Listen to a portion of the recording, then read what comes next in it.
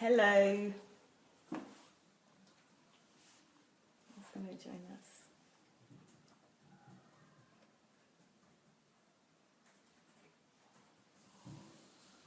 Hello. Who's going to be the first to join us this evening? Rochelle White, how are you? Good evening. Daniel, good evening. Good evening, guys. As you're coming in, please can you start to share straight away? Daniel, again, hello. How are you this evening? Theophilus, how are you? Good evening. Oriyomi, good evening. Laulu, good evening. How are you? Mofelola, good evening. Dee, how are you today? Hello, Esther. Julie, hello, me Julie. Oriyomi Anota, again, good evening. How are you? Hello, Chigo. How are you? Good evening, everyone. Thank you for joining us. As you're coming in, please start sharing straight away. Hello, Charles. How are you today? Good evening. Good evening, everyone. Good evening. Hello, La Martins. How are you? Dee. Good evening. Charles, good evening again. Thank you, guys. As you're coming in, please share. Thank you. So that we can get started on time. The more people come on, the better, so that we can get the questions on. And also, guys, please send your question now in the comment section.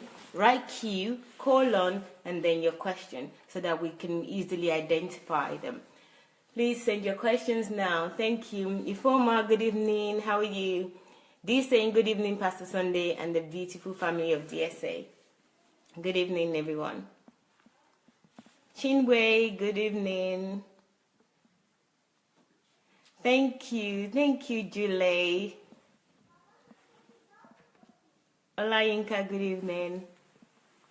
Adewale, good evening. Good evening. Elizabeth, good evening. Thank you, guys. Thank you for sharing. I can see some people already sharing. So please, more people share. And also invite your friends. I can't keep calm. It's DSA Golden Jubilee. So we can write that as well and share. Good evening, darling. Thank you. Thank you. Lazarus, good evening. How are you? Gloria, how are you today? I hope you're all well. I hope you had a beautiful Sunday. I had a very pleasant Sunday. So I hope yours was pleasant too. Hello. Okay, we're going to get started now. Without further ado. So I guess you want to say hello to Dr. Sunday. So I just switch my screen. Bless you, everybody. Thank you for being present today. Look at that. Look at that. Well, as you know, it's question time. So let's get started with a question. Hello, Kevin. How are you? Good. Okay. Yesterday, okay, let me summarize what we ended with yesterday. We always end well, yes. So yesterday was quite interesting, and I think what struck out for me was about Dr. Sunday's 15-year-old self, the advice that he would give his 15-year-old self. And that was really cool. There was a lot of points, and I think actually it would be useful to our youth now, and we should all share it. Either you have children or you don't. I think that's a video. Yesterday's video is a video that you can share with young people, because even with our age difference, the challenges that he spoke about, that he would have told his 15-year-old self, were the challenges that I faced, even though we're different genders. So I think this could help any young person that would heed to this advice. So go back to yesterday's video and send it to as many people as possible, especially young people, because you could be saving lives. So please do that if you can. Okay? Thank you. So let's get started to today's question. I wouldn't ask how Dr. Sunday is, because I did that earlier and I got my answer. Okay. So, there's a question about historical personalities. So it says, Pastor, which historical personalities are inspiring you or inspired you in your life? Could you name 10? And which one influenced you the most? Could you name them? Надо в личную страницу поделиться, что-то не получается моей публичной. Well, historical personalities that influence me the most. There are lots of them. Mostly the people who influence me are people that I read about in history. I feel sometimes I feel so lonely sometimes, and I feel that I am alone. I feel I'm not living in my age and in my times and in my. I think there are no. I feel sometimes that I'm not living with my contemporaries for some reason. I seem to have a problem finding my contemporaries in my generation. I don't know what will happen to the people in the future after me, because I can't see them. But I really hope that there will be a lot more people like me after my time, after I'm gone. But when I'm alive, I don't see too many people who are my contemporaries, who I could feel comfortable with, and I could think that they are my friends and my contemporaries. But when I go into the history books, I see a lot of people that I could say, these people are like me. I could see my friends in history. I could see myself and I say, yeah, these are my friends. I love them. I don't just call them my friends. I see myself. I see myself in them. I see myself clearly. For example, when I look at someone like the life of Martin Luther King Jr., I see that as me. I see myself in him. When I look at the life of Martin Luther from Germany, I see myself in him. I see that is me. That is just me. When I look at,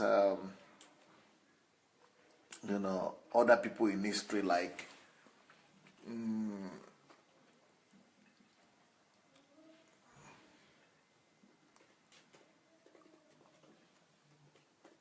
Benjamin Franklin, I think that is me. When I look at people in history like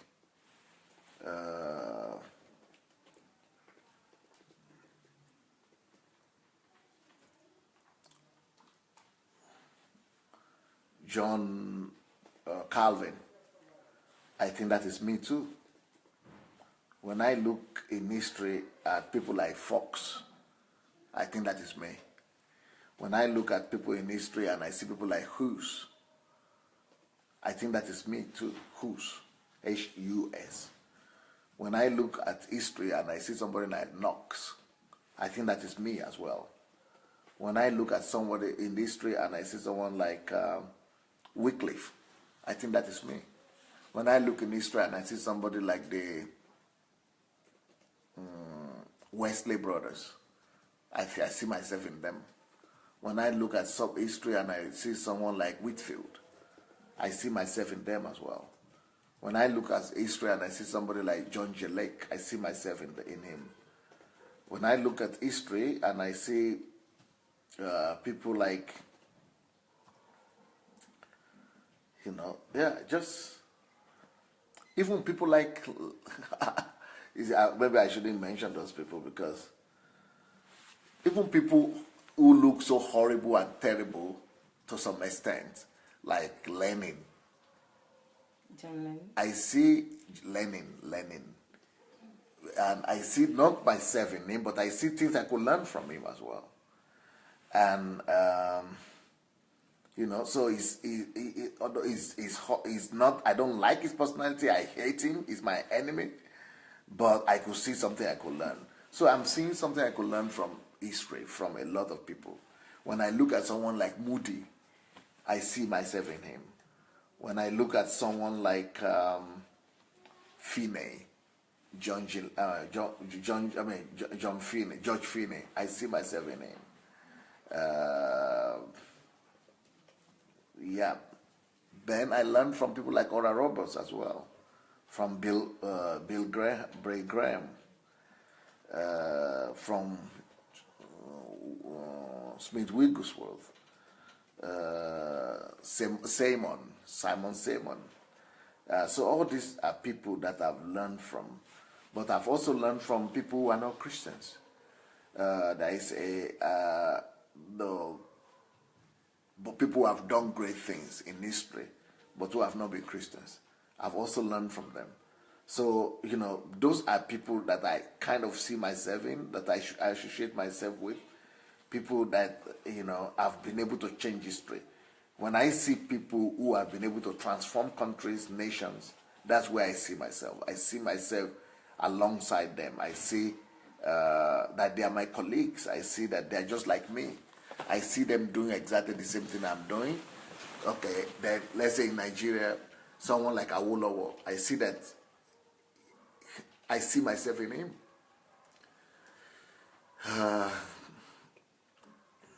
I see myself in a lot of other people, from different countries. Even in people like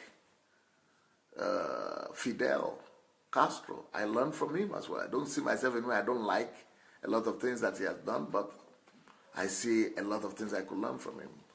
George Washington, I see myself in him. Lincoln, I see myself in him a lot in a lot of areas. Yeah, So should I keep on mentioning? I think I've mentioned more than 10. Yes, but what you haven't mentioned, sir, is the characteristics that they have. Because you say you see yourself in them, okay, but you mentioned them one by one. I will tell you what I've learned from each person. Let's start from George Washington. George Washington, okay. I see myself in George Washington. I see that he's a warrior. And I know that I needed that. And I'm a warrior myself. People say Pastor Sunday loves people and all that, but I'm also a warrior. People who know me very well, especially people who have lived in Ukraine, they know that I'm a warrior. And I learned from him a lot, from George Washington, the fact that he's not afraid to go to war. He's not afraid to do what he needs to do, to go to battle, just to be able to carry out the mission and the destiny that is seeing ahead of him.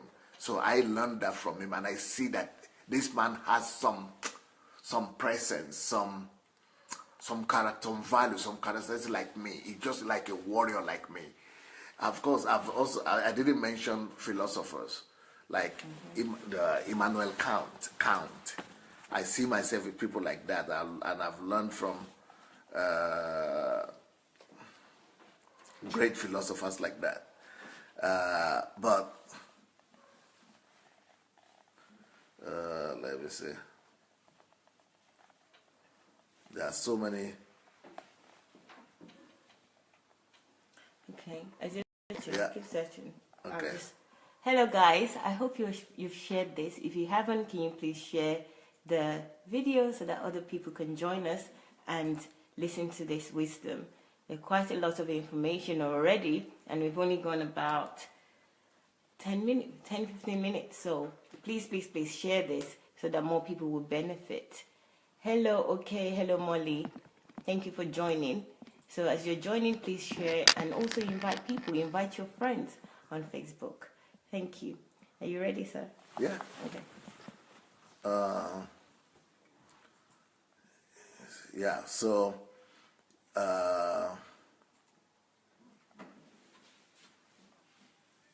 I've also learned from a lot of philosophers, great philosophers. I can't say I've seen myself in Aristotle, but definitely I've learned from Aristotle, from Plato, from Socrates. Let me see.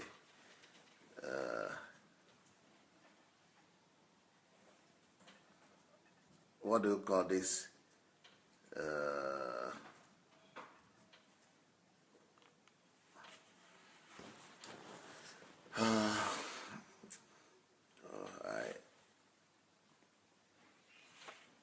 I'm going to give you a whole list of philosophers that are my friends.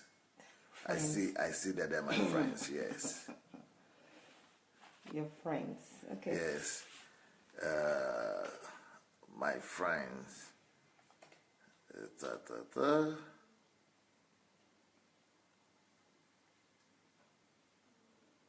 A lot of them I don't like. You don't like them?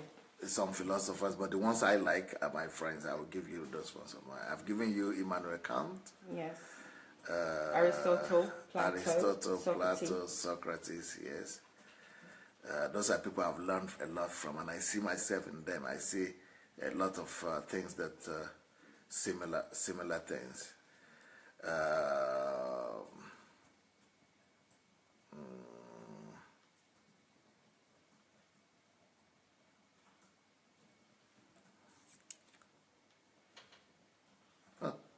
You see, a lot of names are coming to my mind. Yes, sir, but I only asked for 10, sir. Yeah, that I'm forgetting even the most important ones that I want to talk to you about. Because, yes, I see myself, and I don't want people to get annoyed at me, at these people who know who these people are, because they know that some of them are not Christians, and some of them don't stand for the same values that I stand from. But I see myself in them, and I will tell you why I see myself in them. And I will tell you what I see in them, what particular quality. For example, I'm going to say something now that I don't want to make people mad. But myself, I see my role going to Africa as a thinker and as a philosopher, and I see myself as the Voltaire of Africa. Now, people who know Voltaire, they might think, why is not Jesus that is mentioned? Why not Paul? Why not David? Why not something? But why Voltaire? But I see myself as I want to be. If I'm able to do what Voltaire did for Europe in Africa, I will see my mission accomplished. So I want to see myself as the Voltaire of Europe. Of Africa. Okay. I want to see myself as the Voltaire. That's my dream. And I believe that by the grace of God, that's my calling. I think God has placed placed in me the burden to repeat what Voltaire has done for Europe, for Africa, and in Africa. And that is how I see that. Those are some of the philosophers I want to mention. But I think the most important one for me right now, that I want to, not just copy, but I want to, maybe not copy him, but I want to use my own principles to do what Voltaire has done for Europe. That's what I want to do for my continent. That's what I want to do for my continent. So I see myself as a Voltaire of this age. So now you can go through the list, and I'll be telling you why I see myself in each of them, and what I see in each one of these characteristics. You've mentioned Washington, and I've told you. Let me tell you more about Washington. Another thing about Washington is that he never held to anything. He never allowed anything to possess him. He didn't allow power to possess him. He didn't allow wealth to possess him. He didn't allow position to possess him. He's always free. I like to live like that. I have a church, but you don't even know I have a church. I don't even go there to preach. I have a house. You don't not even know it's my house. I live in the 10% of there, or just somewhere there. I have cars. Everybody is in my car. I don't care. I don't want to hold on to anything. I want to be able to do great things, but not allow them to control me. Only God to take possession of me and to control me. So those are some of the things I've learned from George Washington. Next one. Martin Luther. Martin Luther or Martin Luther King? Which one? King Jr. You didn't say that, my dear. You didn't say that, my dear. Well, whichever way you describe, I would just use the other one. I gave you a list. Yes. I gave you a list. Yes. And in my list, you have Martin Luther King Jr. Yes. Then you have another one that is Martin Luther. Yes. But it's not King. Yes. So which one do you want me now to talk about? Sir, if you had spoken about any of them, I'll just ask you about the other one. But I would like I'm you to talk asking about you Luther which one do you mean, because you must know who I'm describing. Okay. Would you please describe Martin Luther King Jr.? Okay, why? What I say in him? Yeah, the character. Yeah, what I see myself in Martin Luther King Jr. Actually, as a matter of fact, in 2003, I think, I was invited to a U.S. on the third week of January or something. They always commemorate the Martin Luther King Jr. Day in America. So I was invited to TBN to speak on the national television in America, in Miami, about Martin Luther King on this day. So they had 3 speakers. I was one of them, and it took speakers. I and the daughter, Bernice King. So we were speaking together, we were co-speakers, talking about what Martin Luther King Jr. had done for America and what we could learn from that. So when I finished speaking, the daughter was supposed to speak after me. She came and said, she was 40-something, 46 at that time or so. She said, for the first time in my life, I came across somebody that reminds me so much of my father that I think I am listening to my father with an accent. He said, you even look like Martin Luther King Jr. You even look like my father. She just held on to me. We have a picture with her somewhere. She just held on to me and said that you are just like my father, especially with your prophetic. We have the same prophetic mandate with Martin Luther King Jr. So that is where I see myself in him. He has a prophetic mandate to bring about, to turn a nation, to subdue a nation, and to change the direction of a nation. And that's the way I see myself. I don't see myself as pastor in a church. I see myself as using church as a platform to change a nation. I see myself as someone that is sent to subdue nations by the principles of the kingdom of God. And that's what Martin Luther King Jr. did. Even though he was a pastor too, he was using church as his platform. But it was not just a four-walled pastor. It was a pastor that had a prophetic mission and mandate upon the nation. That's where I see Martin Luther King Jr. and myself. As I see him as my contemporary, as my brother, as my friend. Another person that I see as my, I don't quite identify with him as much as I identify with Martin Luther King Jr., but it's called Malcolm X. Malcolm X. Now, Malcolm X, I just learned from him. And let me tell you immediately what I've learned from Malcolm X. What I've learned from Malcolm X will be fearlessness. Secondly, self-development.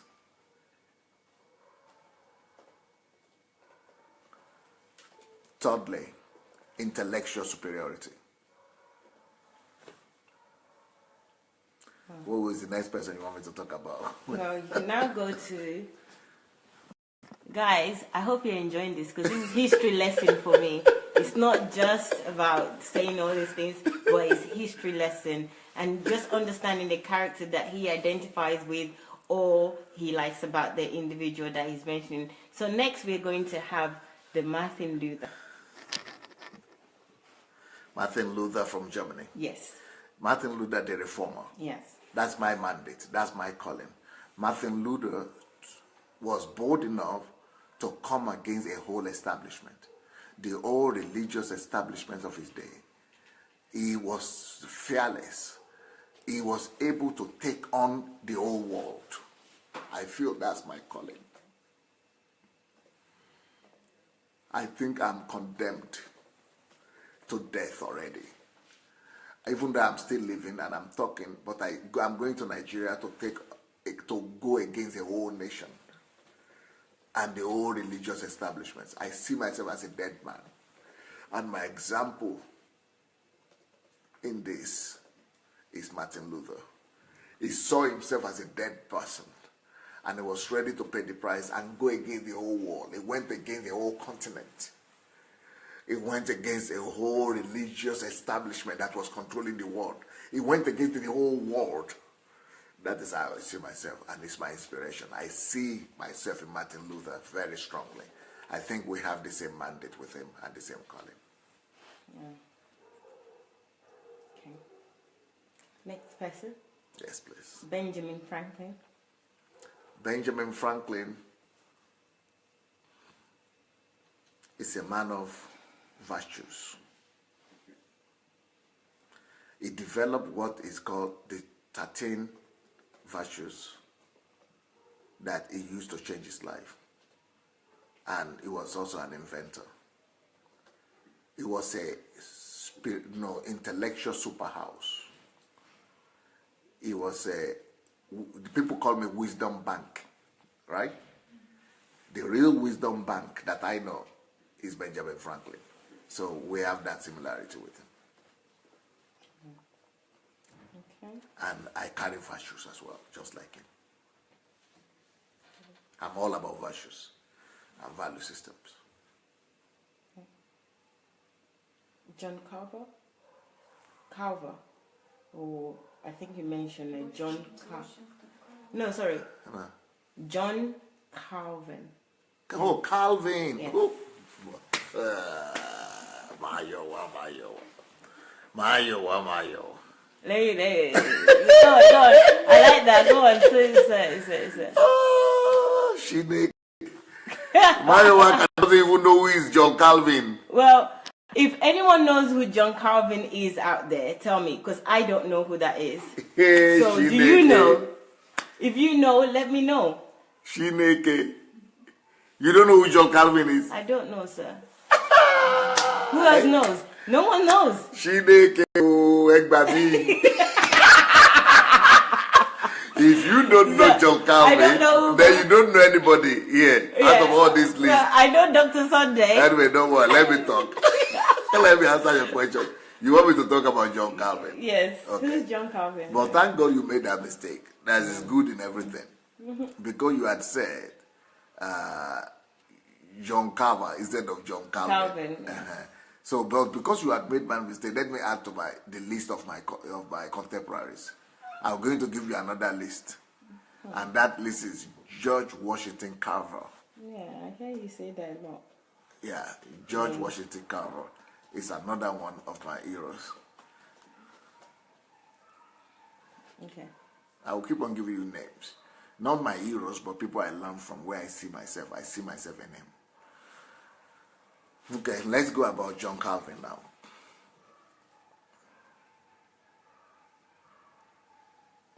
John Calvin is the person that has attempted to use the biblical teachings of Jesus Christ and build it into country. He's trying to adopt the teachings of the Lord Jesus Christ in nation building. Okay. To use the principles of the Bible to build a righteous nation. Now, let me tell you what. John Calvin is the man that created the modern Geneva and Switzerland. He was the ruler of Geneva for a long time. He is the one that he's a Frenchman, but because they were being persecuted for their faith in France, he moved to Switzerland, like many people moved from England. Catholicism was, persecuting a lot of them, and he moved to Geneva and became the leader of he's as significant as Martin Luther. You know Martin Luther, the one that is the leader of Reformation. The second man in Reformation was John Calvin. But the difference between Martin Luther and John Calvin is that Martin Luther brought about Reformation to the church worldwide, like teaching, like I'm doing right now. But in the case of John Calvin, he didn't just teach it, but he became like the mayor of Geneva, like the governor, and actually executed all this teaching into industry, into medicine, into government, into running of city, and build the modern Geneva, or that later transformed into Switzerland that we know today. So where do I see myself in him? I see myself as a nation builder. My teachings, if you notice very well, they are not just theory talking about God, but my teachings could be practicalized to build society and every sphere of society. That is what I've learned from from John Calvin. There are a lot of areas there I don't agree with him, but I've also learned from him. He's one of my contemporaries or my heroes where I see myself in. That's who I see myself in. Thank you, sir. So only one person said they know about John Calvin. I think everybody else does as well. Uchechi said that he knows, and he's written about it as well. So guys, I've learned two things since this session started. Conspicuous. Do you remember that? Conspicuous. I will never forget that. And furthermore, today, I will never forget John Calvin, another reformer from... John Calvin is the one that started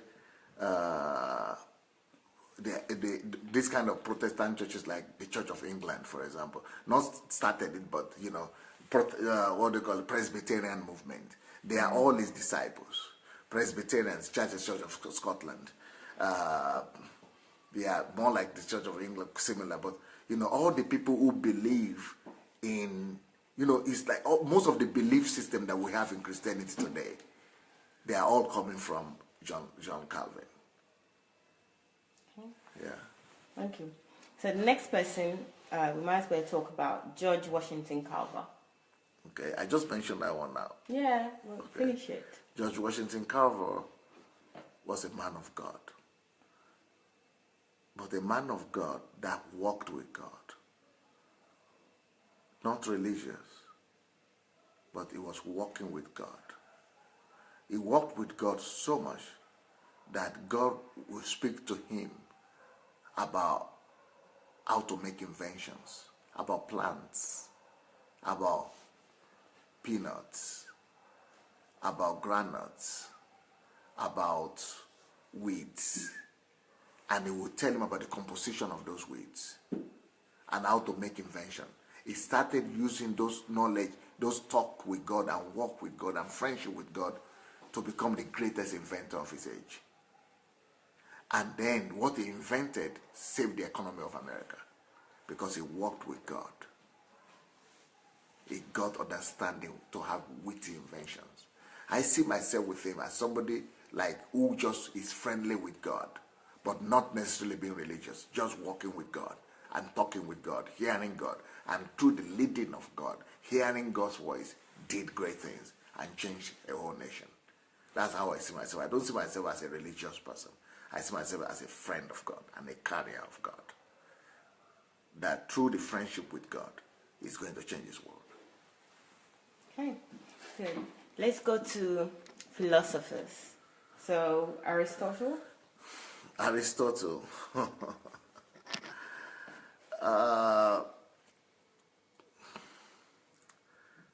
Aristotle is regarded as the father of philosophy.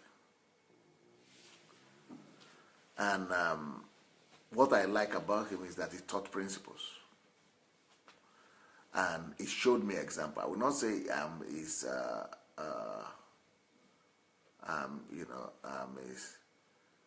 colleague, but he showed me how ideas could be developed to change the world. So he's the one I learned from to develop my ideas into concepts and into ideas and concepts that are being put in books so that they would lead. He is one person that taught me how not to live and die and be forgotten. That's why I see him as my contemporary. He's someone that thinks like me. That's interesting. Not to live and die and be forgotten. You are talking about Aristotle? Yeah. He taught you not to live, die, and be forgotten. Yes. Interesting. Coming back. Okay, another philosopher we could... Plato. Or Plato. Plato. Actually, Socrates is another one, right? Yes. Socrates is the one most people regard as the father of philosophy. But if you talk about father of philosophy, maybe Socrates number one, then Aristotle, and then Plato. So there are three of them. Okay. Now, so we are talking about Aristotle. Yeah. Now, we want me to talk about Plato. Yes, please. Now, talking about Plato taught me, and why I see myself as his contemporary, is that he taught me to live. He taught me the lesson, and I'm copying him in this. that nobody is a success without successors. He started a school where he was raising up disciples. And he raised up so many disciples that he couldn't die. He would never die. Plato would never die. Because he reimplanted himself. He reproduced himself in other people. He built a whole industry and a whole factory and a whole system of duplicating himself. And today, if anybody knows Pastor Sunday is an expert in reproducing himself. Plato is my model in that sense. Okay, so we move on to Socrates. Socrates. People like me when I make mistakes. So Socrates. Yeah. We move on to Socrates. Okay, Socrates, you said that? They're laughing at me. Right. What is it? Socrates. Yes. I'm English, and I still can't pronounce Socrates. Yes. Socrates. Okay. Socrates, who's the father of philosopher, taught me to have analytical thinking. He's the one who is my model in asking questions. Anybody who knows me will know that I love questions, and I love to ask a question and to ask questions as well. Socrates is a master in questioning everything. And anybody that knows me, you know about my analytical thinking, about my questionings, about my questions. And that's one of the most important things in life. Socrates is my model in that sense. I see myself in him. Okay. Should we finish philosophy with Voltaire? Voltaire. That's my love. Let me say, I pronounced that okay. Voltaire.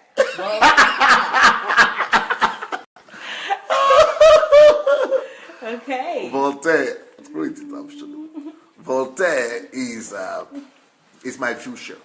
I'm living right now I'm living with right now. I'm in the stage of Voltaire. I'm living with my passion. My next stage of ministry and life is the Voltaire stage. So for me, that is very emotional. It gets me excited because my next move is going to be to Africa, and I must do what Voltaire has done in Europe, in Africa. What has Voltaire done? Yes, please. Voltaire, I will say, is the man that probably has single-handedly destroyed religion, superstition, and superstitions, and depending on miracles. Living to depend on miracles. It destroyed it from Europe. Europe just used to be like like Africa before. Europe used to be the same thing like Africa, depending on miracles and looking for supernatural in everything, believing in superstitions and all kind of things, not living real life. Well, Voltaire destroyed and uprooted all that from Europe. And that is what my goal. That's where I'm going in Africa. By the way, while I'm talking about Voltaire, I remember another one where I see another person, Isaac Newton, write that as well. Like I see myself in him. And Thomas Edison as well. But tell people to go and share. Meanwhile, I will continue to talk about Voltaire. I want to talk some more things about Voltaire. Hello guys, this is pure history lesson, and it's not just a history lesson, it's also future as well. And the secret, this is a key for everyone. This particular video or program today, it's the key. If you want to duplicate yourself to be like Dr. Sunday, here is the secret, I think. Because when you know about all these people, you study them, you understand them like he does, then you can also duplicate yourself in your own way. So go for it. This is a very important session that we're having. I'm privileged that you're joining me, and I'm here to listen to all this, and also that it's recorded.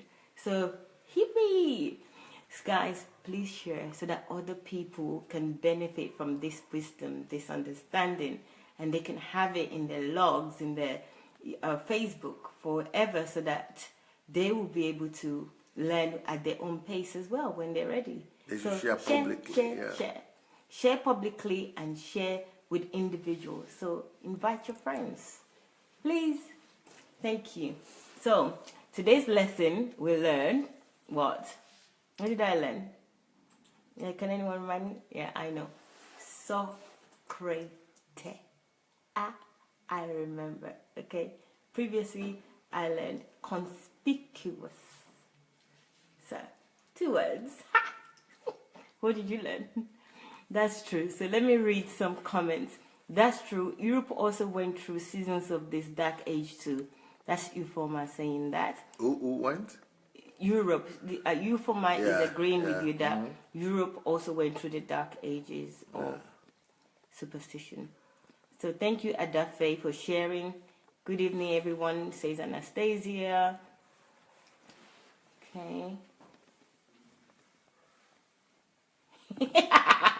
Joke said English no be your language, so mistake is allowed. Thank you very much, Joke, but mistakes are not allowed because I can learn. I live in England for most of my life, so no excuse, but I appreciate that warm hand. Thank you.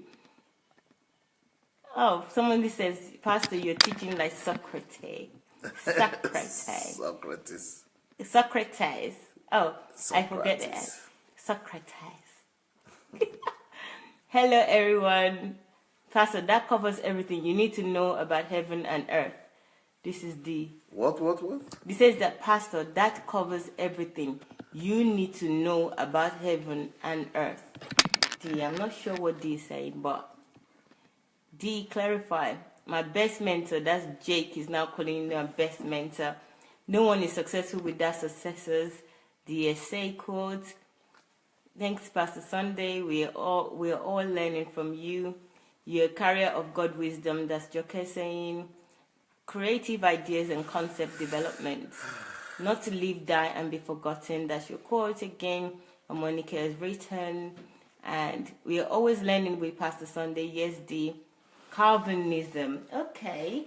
MA is saying that there's a Calvinism. I think that's about John Calvin. I won't forget Calvin now, MA. So, good evening, everyone is saying. I'm happy to be here, Joke is saying. Howdy from Texas, blessings. Hello, Evan. John Calvin was a reformer leader in Switzerland. Yes, Uche. George Washington Carver. This Moses will not die in Jesus' name. Has got a lot to do. What Moses? That's you, I guess. I shouldn't die, eh? You will die eventually, and he said already he's looking forward to death. So they don't want me to die. Because I've got a lot to do. Yes. Chiwe Semayowa, you made DSA speak in Igbo language.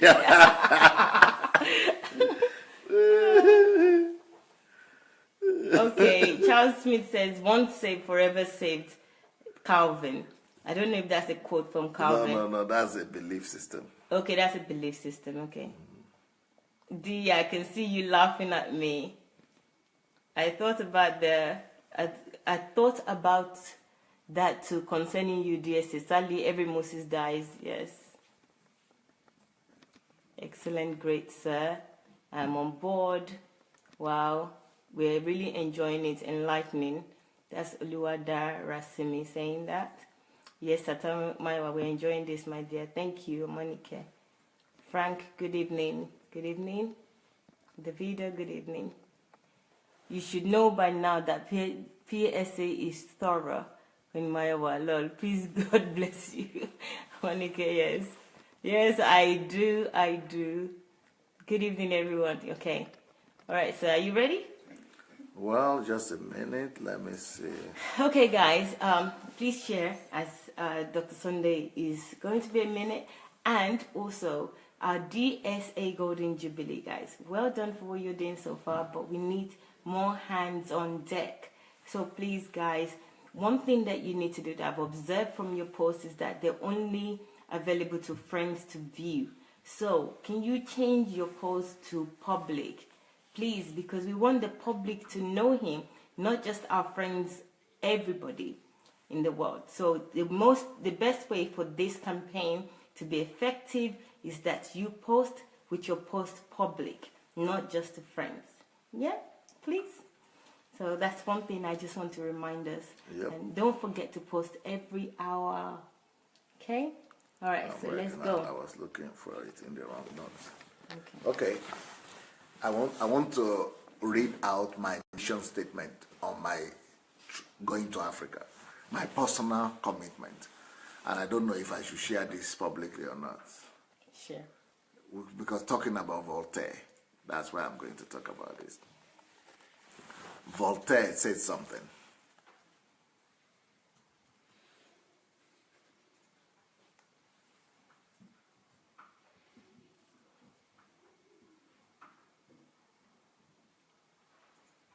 Okay, let me not use his word.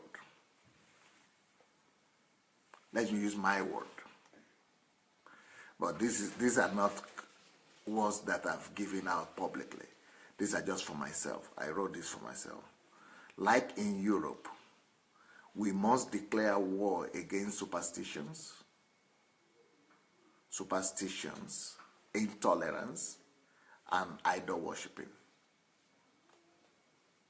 Religious superstitions, craze about miracles, and bring people to a place of common sense. That is what Voltaire did for Europe. And that's why I see my next stage of life as the Voltaire. I must be the Voltaire of Africa. To uproot superstitions, to destroy intolerance to people and to religion, to uproot idol worshipping, and to stop the craze about running after miracles and bring people to a place of common sense. Number 2, quotation from me as well. Until Africa undergoes Renaissance. Have you heard of Renaissance before? Yes. The father of Renaissance is Voltaire. And what is Renaissance is when people stop living in the dark ages and came to light. Renaissance is enlightenment. The father, the philosopher behind Renaissance is Voltaire. That's what I want to go and do in Africa. I want to change the value system. You've been hearing me talking about value system, changing value system in Africa. That is what Voltaire did. Now, why I say people should not crucify me is that Voltaire was not a Christian like me, or like a preacher like me, or but he did the work. We have the same mandate. That's why I see myself in him. So until Africa undergoes Renaissance, like in Italy, Reformation, like in Germany, and Voltaire, as in France,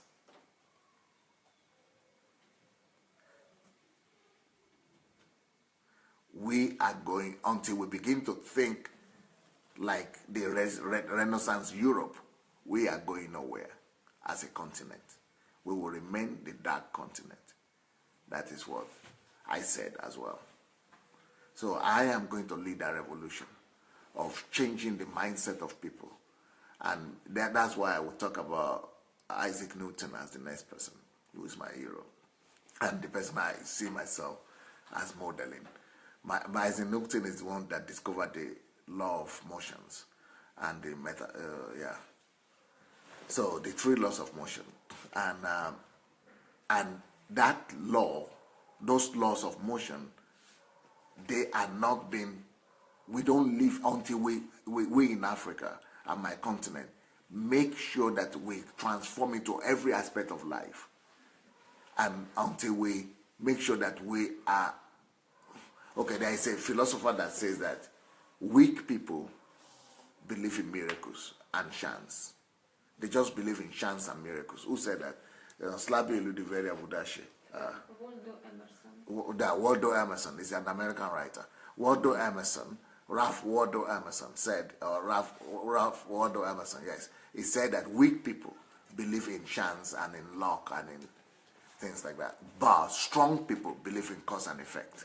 So, and you cannot believe in cause and effect without Isaac Newton. Isaac Newton he was a believer. He changed the world to make us to know that God has already provided everything here. He has already given us God's laws, that everything is answerable to laws. And that's why you hear me teach a lot about laws rather than about miracles. Because until there is no development, no society will ever be developed without understanding that life is based on laws. And cause and effect is what rules the world, not miracles. But the person who actually brought that revelation to the world is Isaac Newton. And that's why he's my hero and he's my model. But the person who actually brought it into practice in Europe, and Europe was the first continent to attain this height. That's why their civilization is the one we're all following. Is Voltaire. He's the philosopher behind changing Europe from superstitious society, intolerant society, to the society of the enlightened that later on brought industrialization and civilization to the whole world. That's what I want to do for my continent, Africa. So I've talked about two philosophers right there. Do you want me to talk about which one of my heroes again do you want me to talk about? So I see my contemporaries in that. Can you imagine all these great people that I'm talking about right now? Compare them to people who are living today. I don't see anybody who is my colleague today. I don't see anybody who is my contemporary. I see my contemporaries as people there, as these people that I'm mentioning. These are my contemporaries. These are the people that make me I see myself in them. I see them in myself. I'm excited around them. I read about them. I'm excited. I feel alive. I wake up. I want to live. I think I can exchange mind with them. But with people who are living today, I'm sorry. I don't want to put anybody down. But this is just the way I'm feeling. I just sharing you want to know? So I'm sharing my mind. Interesting. But you have not asked me about the Christians, about the other, because I've mentioned Christians there too. Yes. Apart from Martin Luther King and Martin Luther King Jr. The Christians you mentioned. Let's see. Or a robot? Is he a Christian? The first list I gave you. Yes. You don't know who is Oral Roberts? No, not really. Okay, Oral Roberts just died recently. He lived almost at the same time like us. I've learned from him, and I so much like him because he's the first one to bring the gospel to the television in America. And also, he's the first one to understand that you can unite Christianity, faith, with medicine. And he was one of the leaders of Pentecostal and charismatic movement of the in our generation. You have you heard of Oral Roberts University? Yes. That's the man now. Okay. He's the first one to build that kind of charismatic university. So I like his boldness. I like his spirit. He's a great speaker and orator. Okay. What about Bill Graham? Bill Graham? Yeah. You don't know who is Bill Graham? I do. Okay. I know he's a Christian, so that's why I'm mentioning him. Bill Graham is not a Christian. Bill Graham is the greatest evangelist alive right now, and he's still alive.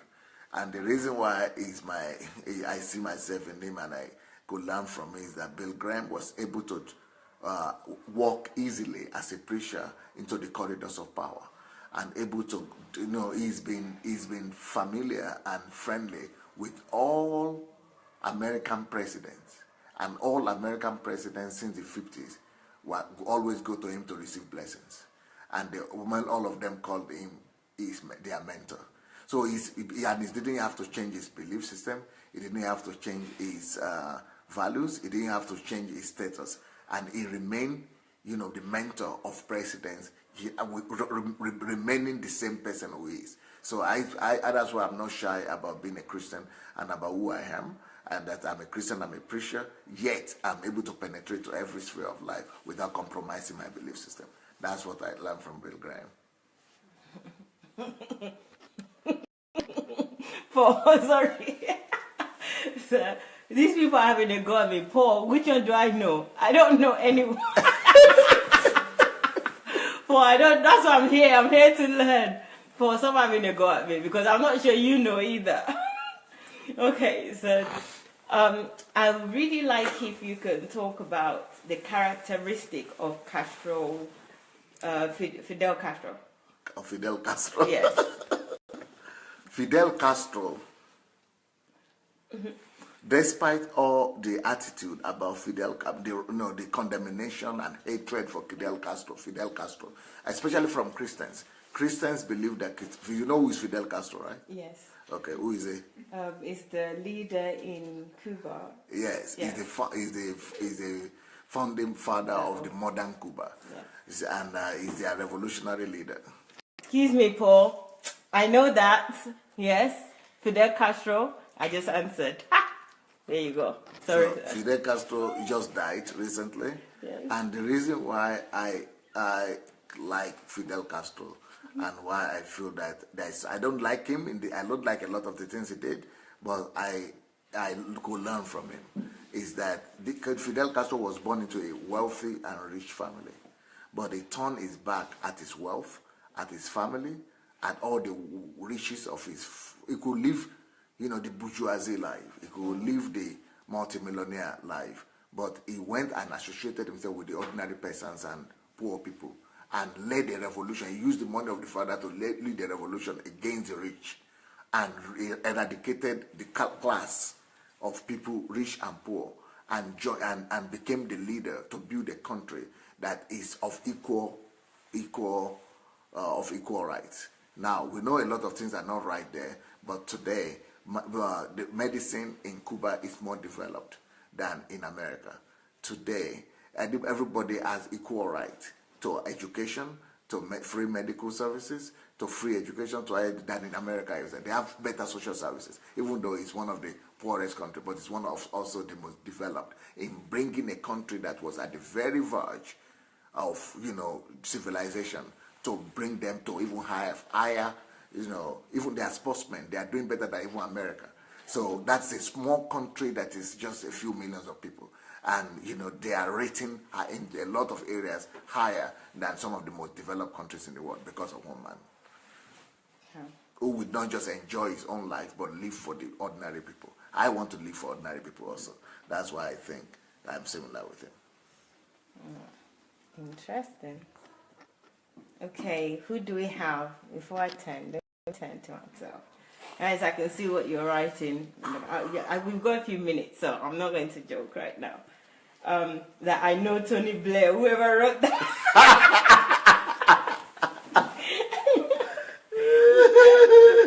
Okay, the Wesley Brothers.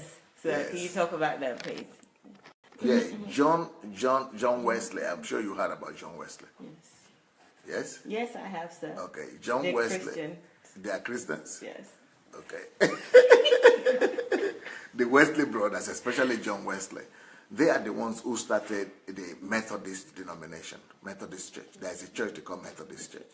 So they are the ones who funded it. But what I've learned from them and what has inspired me in them is that they have brought system and methods into the service of God. In their days, most people just serve God and just in the spirit, emotions and spirituality. But they were very methodical. They brought system, methods, order, and put everything in structure and order. That even the move of God could be orderly, because God is a God of order. That is what I love from them. And that's why I see myself, because I learned that and I try to do that with my own life as well. And ministry. Oh, okay. You mentioned somebody called Moody. Yes. Can you talk about Moody? Because I don't know who Moody is. I don't know who Moody is. Who knows who Moody is? There is a Moody Institute in Chicago. Yeah. Because that's where he started his ministry and did a lot of the work he did. Moody was an evangelist, an American evangelist. And that, but what I like about him is that he was able not just to live, but through Moody Institute, which is one of the most authoritative institutes in Christianity to do research about the existence of God and about the relevance of faith in our lives today. So he's one of the most authoritative, he's still living. Moody is still living around us because he didn't just live and died as an evangelist, but he's living hundreds of, tens, decades and maybe 100 years after he himself has died. So the same way, I want to live for ages to come. I want to set a system in place that will allow me to live many more years after I've gone. So Moody, his passion, he was able to preserve his passion to save people, to preach the Christ. He's still preaching today, even though decades ago he's died, but he's still preaching and living today. And so you've heard me talk about living 300 years. Yes. So he was able to set up a system like that. He was able to put a mechanism in place to make him keep on living and keep on doing the same thing he was doing when he was alive up to today. Okay. That's what I got from Moody. And I'm going to do the same thing. John Hughes. John Hughes. Hughes is Jan Hughes, they call him. Jan Hughes. Yeah, you could say John Hughes. Okay. Okay. I said John Hughes, but Pastor just corrected me. That is Jan. Yeah, Hughes. Jan is because it's from Czechoslovakia. Okay, Jan. Or from Germany. Somebody like very close to that language. Okay. Jan Hughes is someone that went to the stake. He allowed himself to be born on the stake because he would not change and compromise his faith. They executed him by burning him on stake. And he was the one who was right. And he would say, I would rather go. They said, no, we don't want to burn you. He was one of the rectors of a university. He was one of the most authoritative Christians in the world. He was one of the brightest human beings alive.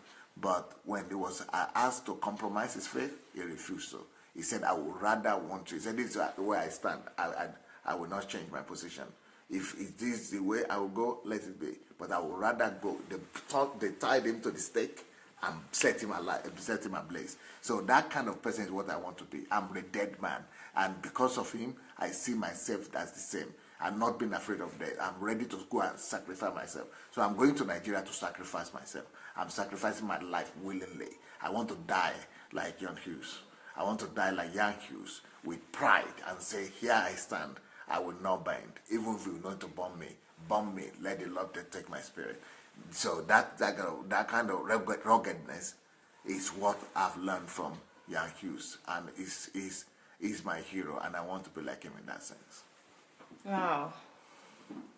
Guys, it's almost over for today, this evening. If you want, we can continue. Yes, I think we should, so that we can just finish this one. This is the only question that's asked today. Even Kate is willing to continue. Yeah. So we will continue, if you don't mind. But before we do, guys, please share this.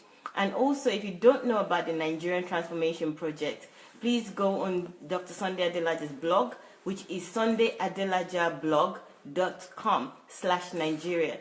All the information you need to know is on that website and it's in detail. So please go to www.sundayadelajablog.com. So let's continue. So you mentioned John, it's not John, Lenin. So is it Lenin or Lenin? I wasn't sure who we Vladimir Lenin. Okay, so you know Lenin. Okay. Vladimir Lenin is an ungodly man. Okay. He's an evil man. Vladimir Lenin is the man that did revolution in Russia. Have you ever heard of the socialist communism? Yes. He's the one that brought communism to Russia. Okay. He's the one that caused revolution in Russia. But so why should I say I'm learning from him? Mm-hmm. Why should I say I see myself in him? Okay. I see the reason is because a man was able to change a whole country.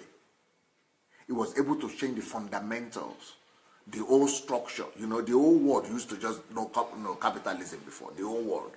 But this man was able to bring his idea and use it to change and reconstruct the whole country. And half of the world followed him. I want to be such a man that will be able to bring my ideas to make half of the world follow those ideas. All the socialist, communist countries you used to hear about, this man started everything. And he was their hero. China, right now, is the biggest country in the world. They are still practicing communism. North Korea, Cuba, all the Eastern European countries, all these countries were, all of this happened because of one man. A man that is capable to communicate his ideas in such a powerful way that the whole world will follow him after him. Not like Hitler, it's only Germany that followed him, and only for a short time. But his ideas survived for 70 years. And the whole world was about to follow. One man had such a power of communication and impression ideas into people's psychology, into people's mind. That is like a personality like Jesus. Jesus changed the history of the world. And this man changed the history. I want to be able to change the history of the world for Jesus like that. I want to, if a man could be like Lenin, to start a movement that made the whole world to follow, I want in my own life to start a movement that made the whole world to follow after Jesus. And I'm going to do it. Wow.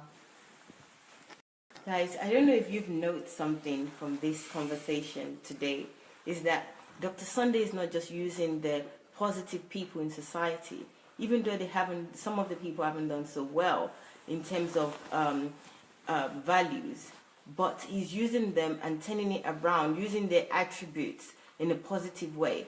So that's really interesting to me because,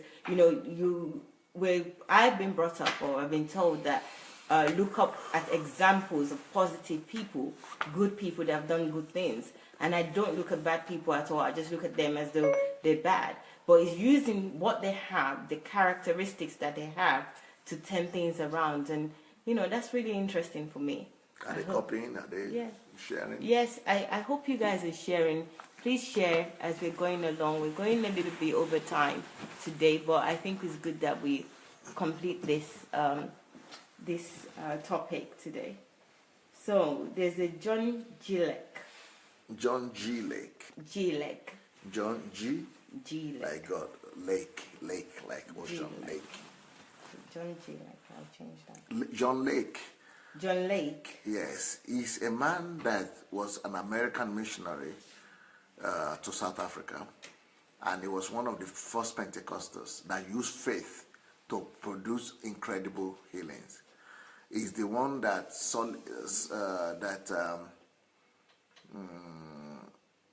what was the name of this town in America, in Washington State? There is a town there that he founded, or that he brought so much healing to. This is the man that had the most recorded healing, documented healings in the history of humanity. He healed people by faith, and he has the most documented healings. He was a prophet of healing. Not this kind of headache healing where I experience it today and we are making a lot of noise about them. But he worked in real healing power of God. He was a friend. But what I admired about him is not just that he worked in healing and he performed so much healing. He was a friend of God. I mean, for example, one time this man was in South Africa and he was seen. He was in South Africa by himself praying. While he was praying in the spirit, he walked into a hospital in Ireland, and people saw him there, and he was still on the stage in South Africa praying, and he walked into the room in Ireland, cast out demons from the person, and came back in the spirit. I mean, this was a man that at the time when people were dying of plague, there was this plague. This time the plague breaks out. He would go to the hospital and say that, pour the cancer, put the plague, the bacteria. He would go to the sick person and say that let the person put the blood on my hand, or let the bacteria cough the bacteria into my. And this was a plague that even if you are in the same room, 3 meters or 100 meters away, if 500 meters away, you're already sick. You're already a dead man. So everybody that is about to die, he will go and say, bring them to me. He will stand in the midst of them, and then he will call doctors and say, you doctors, take out make experiment, put your, what do you call it? whatever you use to see. Microscope. Microscope. Use your microscope. You see the bacteria, they are alive on the dead, on the people who are dying right now. Put them on my mind. As soon as they get to my body, put them anywhere in my body, they will die. And as soon as those bacteria who are causing death to everybody else get to him, they get to his body, they will die.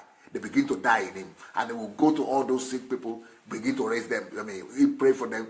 When he raises, puts his hand on those bacteria, all the bacteria begin to die, and the sick people who are on the deathbed begin to wake up. So this is a man of real, genuine faith, not the small deliverance we are talking about today. So his faith inspires me.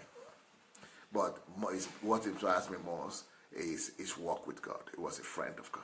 I want to know God like that. And someone you mentioned Fox. Fox. Yeah. Fox is the man that started the Quakers, you call them Quakers. There is a movement in America, you call the Quakers. They were from England before. He started a movement there. You remember the Queen of England? Was it Victoria? The bloody, was it Bloody Victoria? You call Mary. Mary, the Bloody Mary. Yeah. And then Victoria, during the kind of Mary and Victoria, when was it Henry? Henry the fifth or the fourth, the one that all those things, horrible things were happening in England. When Mary, the Bloody Mary was there, they were killing people, and he was starting his own movement. They put him in prison like 100 times. They tried to stop him, but he started a movement that swept all over Great Britain. And because of his movement, the Quakers, now we call them as, they are like in Philadelphia, and they are living their own lives in seclusive areas. But in the time when they were there, they were the greatest revival movement that shook the whole of England. And when France was going through revolution, because of the revival that was hitting England, the revolution couldn't get to England, because people were rather going to church rather than going to revolution. They were killing them, they were persecuting them, just like they are persecuting me in Ukraine now. But they are not putting me in prison. But in his own place, we are putting him in prison like 100 times, and in a year even. And then his people were being killed, put outside. All the religious freedom we're enjoying in England, in Europe today, most of them are thanks to John Fox. So he was able to survive the intense and severe persecution and stand for God and change a whole direction of a nation and save the country from socialist revolution, thanks to the revival movement that he brought. It changed. That is the kind of man I want to be. Don't just be a pastor and be in the country and nobody knows I'm here, but be able to change and to the left and breadth and north and south of a country and change the whole country, and the whole government and all the establishment will not be able to stop it. That's the kind of whatever we're talking about. That's where Fox is is one of my heroes that I see as my contemporary. There's another one I haven't heard before.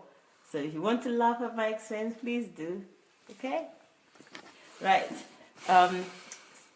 Who is Wycliffe, or is it Wycliffe? Wycliffe. Wycliffe. Wycliffe is the first reformer, Protestant reformer that they have in England. He was a professor in Oxford, I think. And then he was, even though he was a professor, but because when you become born again that time, and everybody persecutes you, they thought he was an heretic. He was the first person to translate Bible to English language. Wycliffe is the first person to ever translate the Bible to English. He was the most brilliant mind in England at that time, in his time. He translated Bible to English language, but more than that, he wanted to change the mindset and the value system of our country. So what did he do? He started discipling people, raising his students in Oxford, and started sending them all over. They call them lallards or something. Started going barefooted, on foot, to crisscrossing the whole of England to just teach people Bible. Because those days you couldn't read the Bible only in Latin, and very few people were educated in England. So he translated it to English language, and people couldn't read. So he would take his own students from Oxford to go all over to every village and every town to teach, to read the Bible to people and teach them to understand what God was saying, and to change them from their, traditions and their sin and their superstition and the ungodly way and religious way into real Christianity. That is Wycliffe for you. You own a lot of Wycliffe. It was banned and it was condemned by the government, by the Roman Catholic Church, and by the government of England. They banned him, then later on they celebrated it. They 200 years after he died, I think they went and exhumed his body, and all kind of horrible things happened to him, but he survived. I mean, he died as a persecuted somebody, but he didn't give up his faith. And thanks to that revolution, that's why England is Protestant today, thanks to people like Wycliffe. Okay. Okay, why we England would have been Catholic. Okay. Why are we on the W? Whitfield. Whitfield. Whitfield. That's Whitfield. Yes. That Wycliffe was the first one. Yes. And this is Whitfield. Yes. George Whitfield was the most eloquent speaker that I think has ever lived. This man will be preaching and people will be falling down from trees. People will be climbing trees to go and listen to him preach. 100,000 people with a microphone in England and in America. He is the one, Wycliffe is the one that made America, not Wycliffe, Whitfield is the one that made America to be Protestant today. Jonathan Edwards is his disciple. And Jonathan Edwards is the father of the American Protestantism or revivalism. But Whitfield is the one that brought revival to America. America would not have been a Christian country that it is, or a Protestant nation if not for Whitfield. One man that single-handedly changed England and went to America and converted the whole country to Protestantism. Strong men, just by speaking. But they were contemporaries with the Wesley Brothers. And Wesley Brothers, they had system. So that's why you could still have Methodist Church today. But Wycliffe was just a speaker. But just by speaking, he changed the fundamentals of nations. I want to be like them. They are my contemporaries and my heroes. George Finney. George Finney. Yes. George Finney. George Finney is the person that is also a terrific ambassador. Evangelist. He was he's the evangelist that will preach so much that all the bars in the city will close. Restaurants and hotels will close down. So George Finney is the kind of guy that will preach so strong, he's the guy that started doing altar calls. This altar calls that we practice now, he's the one that started it. Before him, people were not doing altar calls. It caused a whole half of the America to become Protestants. He was a wonderful evangelist. I like his fire. Okay. And his dynamism. Someone is saying it's Charles Finney. Charles Finney, yes. Okay, I've got George. It's Charles Finney. Thank you, Charles, just because it's your name. Thank you. Charles Finney, yes. Okay. Nigerian, Awolowo. Yes. Awolowo is my countryman. I think he's the greatest mind, political mind, and the most disciplined politician that Africa has ever raised. At least Nigeria has ever raised. Awolowo is such a huge revolutionary that it was first in everything. Can you imagine that when Awolowo was alive, when he was the governor, it was only like not governor, we could say governor of the western part of Nigeria just for 6 years. For 6 years, this man was competing with Europe. Can you imagine that during the time of Awolowo, Nigeria was ahead of countries, or most countries of Europe. Only a few countries were ahead of Nigeria in a lot of things. When Awolowo was alive, France was not having television, and Nigeria was already having. We had television before France had television. We had television before Scandinavian countries had television. We had television before many countries of Europe had television, before most countries of Europe had television. when there was many countries of Europe were not having Olympic-sized stadium. This man built it in Nigeria. This man brought television to Nigeria before it came to Europe, most countries of Europe. This man was able to build skyscraper when it was not known in Africa. This man was able to do so many things. He was building industrial places. He gave free education to all his regions. And people like me, I'm a beneficiary of that free education. And when Nigeria was having our civil war with Biafra, it was because of one man, Awolowo, that Nigeria never went to bankruptcy. And we never even borrowed 1 naira. We never borrowed $1. There is no country in the world that goes to war without borrowing. We never to prosecute the war. Nigeria never borrowed 1 naira because of his mind. He was such a superior man that Gowon, who was the president of the country, had to call on him to come and deliver the country.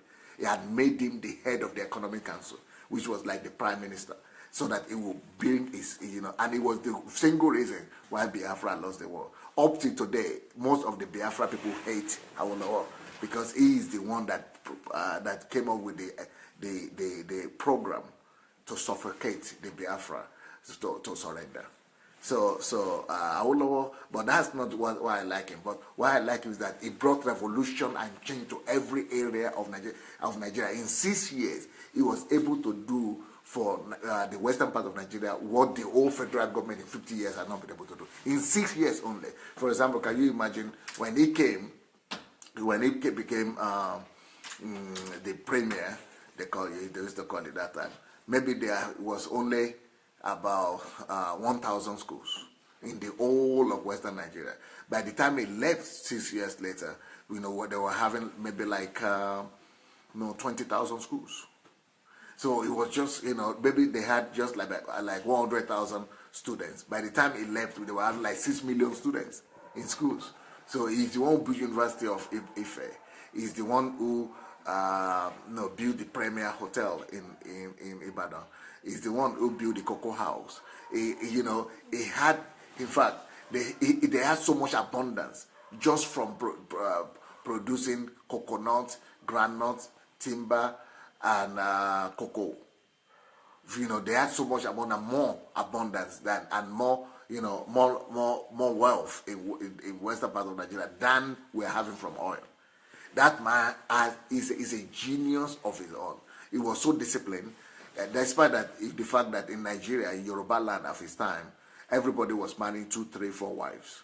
He was the only part. And as a chief, you must marry more than one wife. He was a chief, he was a governor, he was a premier, but he stood against it. He's the one who coined the phrase that his wife is his jewel of what do they call it? Immeasurable, inestimable value.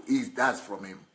My jewel of inestimable value. That's his own statement. That's how he calls his wife. And he's the one who started a new order of not being faithful to your wife, of marrying just one man. He was a man of integrity and excellence and values par excellence to the end. You just be faithful to one man. No second wife, no third wife. And since that, the Yoruba elite started having the boldness to keep to one wife. Normally, it will be everybody in the family will be begging you to take second wife, third wife, but he paved a new path for Yoruba people and Nigerians as a whole. And he was always praising the wife. Normally, wives sit at home in Yoruba land or in Africa, but he will put his wife on the stage. He will praise her, call her jewel, call her of inestimable value. Praise. People have never met things like, they have never seen things like that. And he was always very disciplined. The English people used to say, we are always intimidated to meet Awolowo because of his high standards of excellence. Nobody can defeat him. That if we will allow Awolowo to become the president of Nigeria, that we cannot allow Awolowo to become president of Nigeria. If he becomes the president of Nigeria, that Nigeria is going to be rivaling the whole world. We will not be able to control Nigeria anymore. So let's make the Northerners become the ruler of Nigeria. It was bringing intimidation to anybody. He was so disciplined. is disciplined. He will never waste a minute or a second. And I want to go and continue his work when I go back to Nigeria. Oh. So you've only got one Nigerian. So anyone else that is Nigerian that you could think of? Because it would be nice. I really enjoy this Awolowo one. I could talk about Babalola. Okay. They call him Apostle Babalola. He's the one that started CAC movement. Okay. And I like his ruggedness in obeying the Lord. He was a truck driver, or he was a tractor driver when God appeared to him and called him to the ministry, and he never stopped after that. He just went, he was confronting, he was going to idol worshipping cities. He would go to shrines and confront them. He would go to cities where they have the greatest demons and the greatest idols. He would go there by himself and pull them down. He would go to palaces and turn them to Christians. So he was not talking about deliverance, the one they do in churches. So he was doing his own deliverances in the shrines. He would go to the strongholds of principalities and powers of evil. And he's the one who cleansed Yoruba land of idol worshiping single-handedly. That man. So Babalola today, if you make a list of 100 top preachers in Nigeria, 50% of them will be Yoruba. If we talk about 10 top ministers in Nigeria, out of that 10, 8 of them will be Yoruba. That's all thanks to Babalola. It brought the revival movement to our age, to the western part of Nigeria and Nigeria as a whole. Smith. What's There's a Smith? Smith that you have. Smith Wigglesworth. Yeah. Wigglesworth. Okay. Smith Wigglesworth is an Englishman. I think he was living in Brighton. No, not Brighton. Braddon or whatever, something B like that. Braddon or Brad. Anyway, something. I think that's the place where the Oladisu, their town where they were living before, where their church was in. The El Shaddai Church used to be that city where they started from. Anyway, so this man was a man of great faith. He got to be born again later on, maybe close to his 40s. Bradford, yes. That's said he was a plumber. Somebody yes, he was a plumber that got saved in his 40s. But he believed God so much. He's the man that has raised the most people from the dead. I think he's raised over 20 people from the dead. So he was a man of rugged faith. He was not an educated man, but he was a man that was friendly with God. He's the one who said, I never pray more than 15 minutes, but 15 minutes never passes without me praying. Because he was working with God every minute almost. And he believed in every word of the word. He never read newspapers. He never read anything. He was only reading the Bible. He was not educated, but what he lacked in education, he had in faith. He had his faith was so rugged. He's the one that will punch somebody with cancer, and the cancer will just disappear. He's the one that will, he was also arrested many times, but he had recorded many more miracles than most human beings that has ever lived. Okay. This is interesting. So faith inspires me. Okay. So you haven't mentioned any female. You haven't mentioned any other Africans other than Nigerian. If you want, I can. Please do. Okay. Because I'm feeling a bit inferior right now. Okay. If to talk about female, I will talk about Maria Ether Woodworth. Maria Ether Woodworth was a woman that walked so close with God that she will be preaching here, and 100 meters, up to 1 kilometer or 5 kilometers from where people will be falling under the Spirit. So we are not talking about fake falling under the Spirit that you push somebody. You don't need to lay hands on anybody in her own place. Where she is talking like this, 1 kilometer from where she is preaching, people will be falling under the Spirit. At a point, she was so much in the Spirit that she raised up her hand like this and stood there for 3 days with hand raised like this. And people thought she had lost consciousness. And no, they were coming to examine her, and she was just standing like this. Not sleeping, not closing her eyes. 3 days like this, standing like this, and the picture is still alive today. And she came back to herself 3 days later and continue preaching from the very statement that she stopped preaching 3 days ago. All city will follow that the anointing when she arrives. No. So she is somebody that walks with God. That's why I don't tolerate all the fake Christianity that we see today. That's why I don't tolerate, I don't like all the showmanship and the fake demonstration of spirituality. Let the real thing come. Let us talk about the real God to show up. When God really show up, we don't need to be doing all the magu that we are doing, or that all these charismatic Pentecostal churches are doing today. Just fooling people and taking their money. These were the real heroes. Another woman, another female was Macpherson. What's her name? Amy Macpherson. Amy Macpherson is another female that I would like to talk about. Amy Macpherson, to me, is a hero as a woman because she was married 3 times and she divorced all 3 times. And her husband died 1 time. But despite all of that, she showed me that men of God and women of God have frailties and weaknesses. But when we're sincere, when we're open-hearted to God, she was so sincere with God. People will be condemning her, they will be calling her names, but God walked with her almost as strong as Maria Etta Woodworth. She was a carrier of God. Despite her weakness, God started a denomination through her that is one of the greatest Christian denominations in the world today, and it was started by a woman.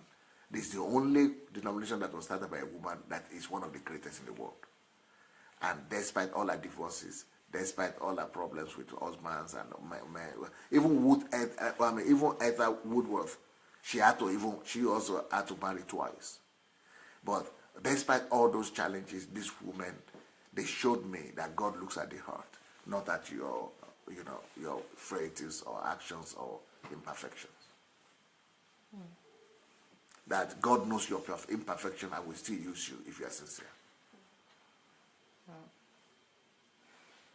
Interesting. Okay. What about anyone in Africa other than Nigeria? I have somebody in mind.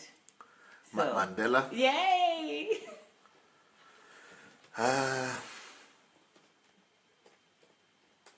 Mandela is a great example for me. I like him. I love him. His endurance, patience, and long-suffering is legendary. So he's one of the people I really admire. Another person I will mention would be Michel, what's his name? Is it Michel, the former president of Mozambique that died? Is it Michel? Michel is the founder of the modern Mozambique. Michel, right? Somebody can write. No, you're not right.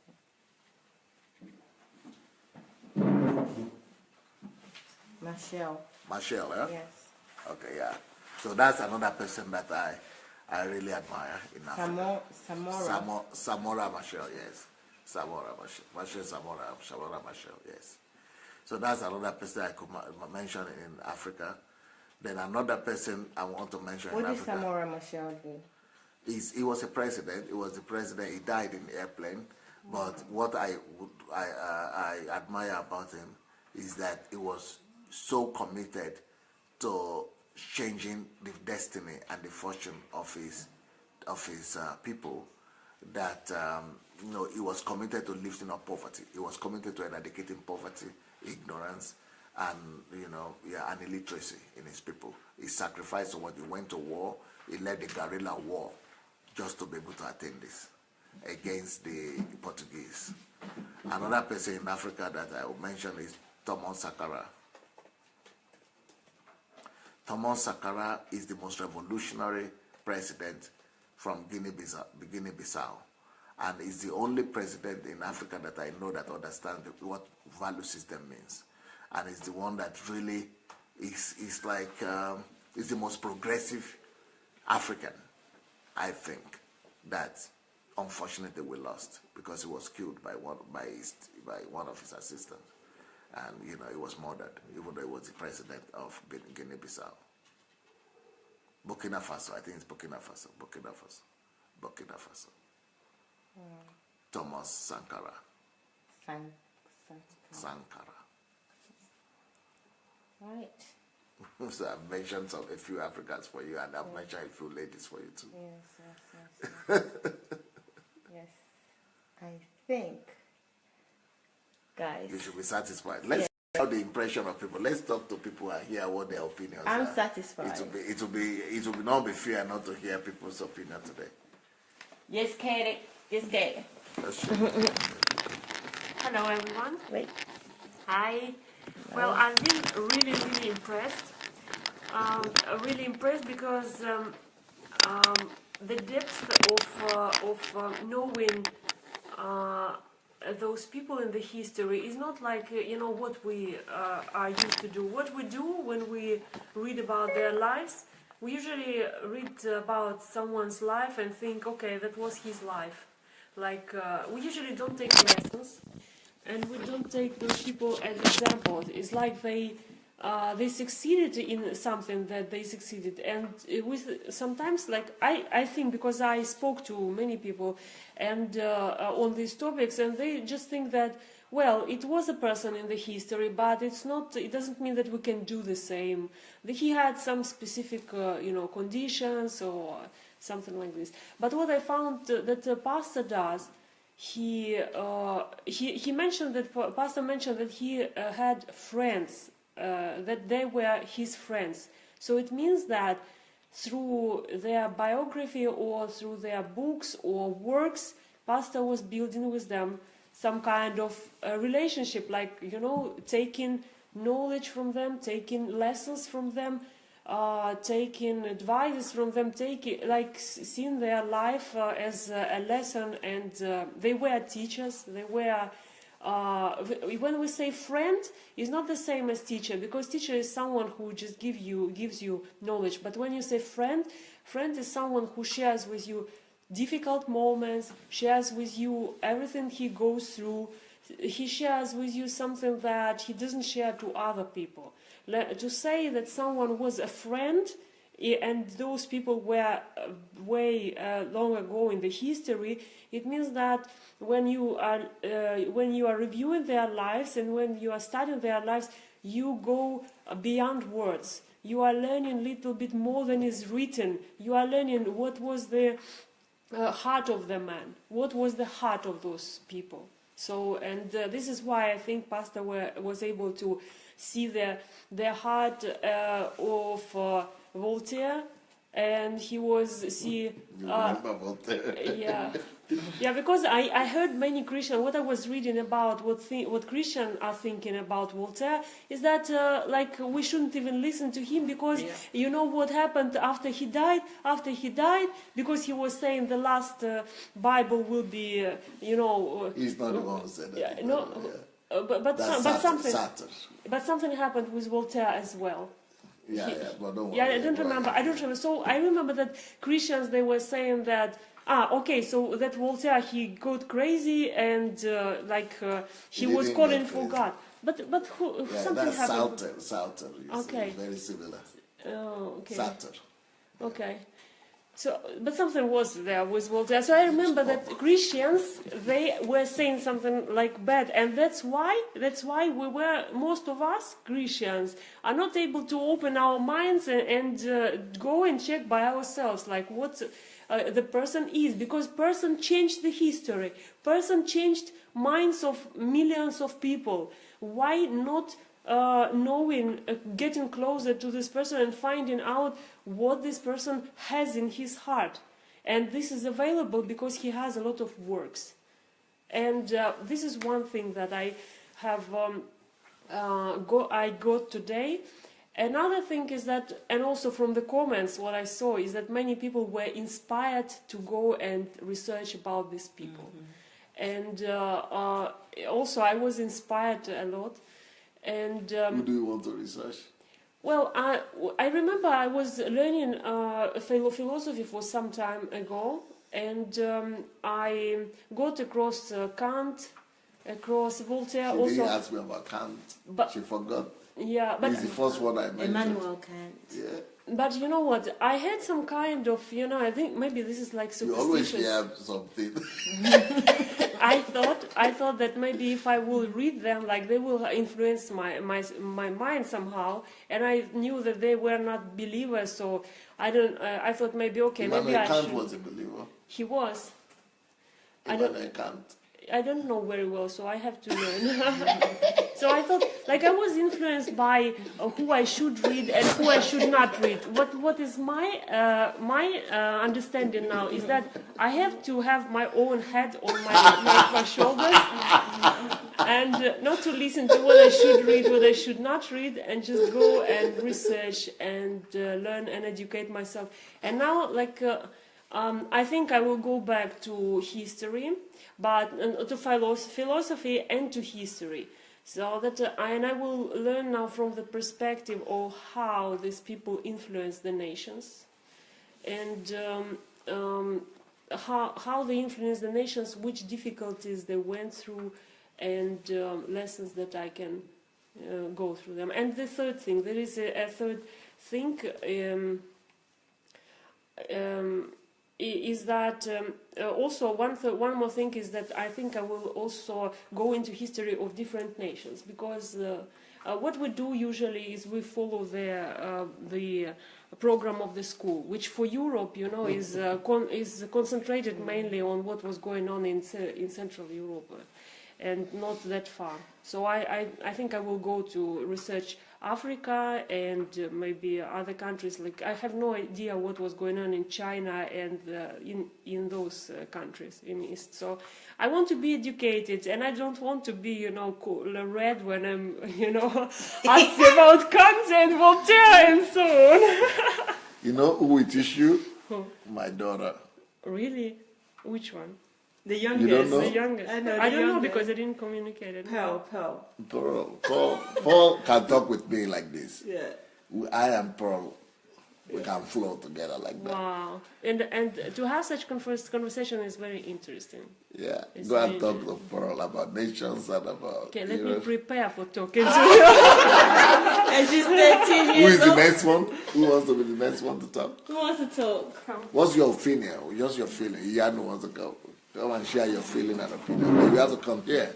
You have to come here and share what you think about today, about this class. Maybe are you happy you were here Yes, I'm today? very excited. I'm Tell very us about excited. it. Okay, good evening, everybody. I'm Yano Lua, Yes. Miracle of God. Right. Okay, so a lot I've actually learned today, and I've actually learning a lot from my time of joining the live broadcast, both from watching and from being here. So being here actually is more because, you can feel it live, like you are in the thing. Okay, so about today. Wow, where do I start from? There's so many people we talked about.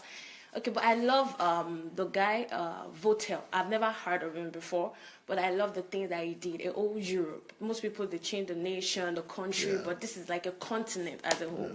And I feel the major change that you can give to any place, any nation, any country, anybody is giving them God. Be able to change the place for God, with God's values, with God's principles, with, because what is the essence of I love you, I change you, I help you, and I leave you, not giving you God? You end up dying and going to hell. You end up dying and, we can hear about you, but there's nothing much about you because you're empty and you don't have him. So that is like the major change you can give. That is the major change you can give. And I was listening to Pastor Sunday recently about when he was in America.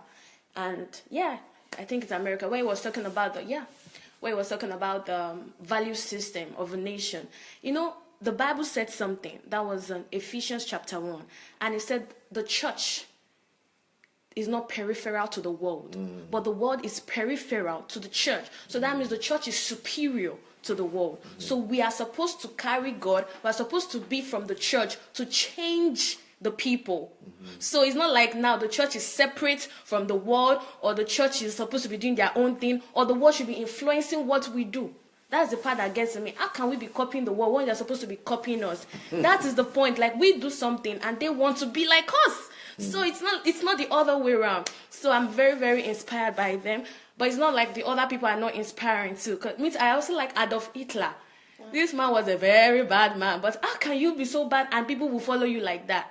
So I also want you to know that it's not about you being a Christian. It's about you being knowing what to do and have the ability to do it. So that is why we Christians should also rise up and do something. Because the bad people, if they know what to do, they'll continue to do it and change people for themselves. While we are here and we're sitting down. And we are the sons of God. We are supposed to take charge and take domain. That is why we're here. We're given the word. God will not come and rule here. He doesn't need it. He put us here for a reason. So we are here. We are just doing what we want. So my main thing I want us to know about everything is that I want us to take charge. I want you to be a person of history. Wow, that's why I love the history makers training and the word history makers. Like, just make history. Make your own history. Be a Smith Wigglesworth. Be an Aristotle. Be a Pastor Sunday. Be somebody.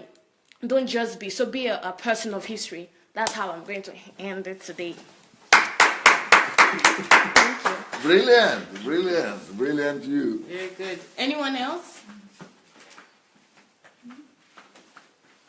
Olha, Pastor Natalia, perdão, para você não diz tudo, mas postou é mestra.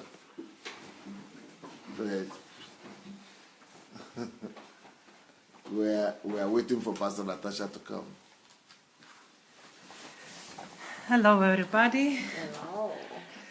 Today's session, today's time with Pastor Sunday was very, not only interesting. This is not just the word that can describe, but it was very building of my life.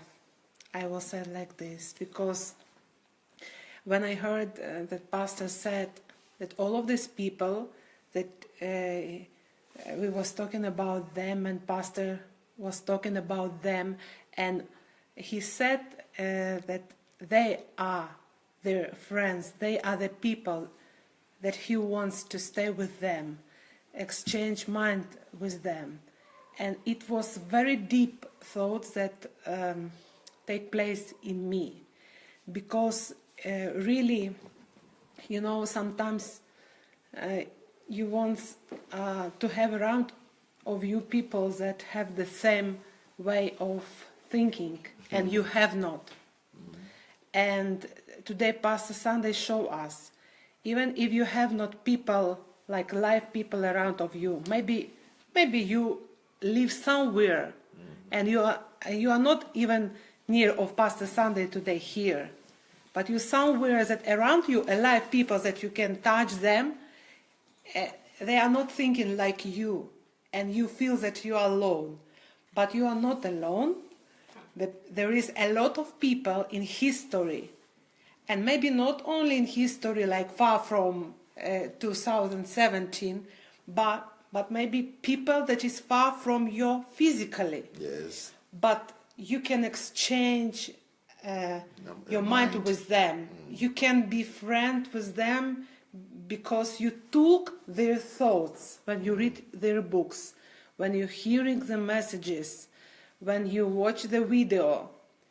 You can exchange, you can take these thoughts, you can be like soul by soul, and you can have a relationship with them. So, and this was very powerful, because I have practiced like to be missionary and to be far from the center, from the people that was around of me, from the Pastor Sunday.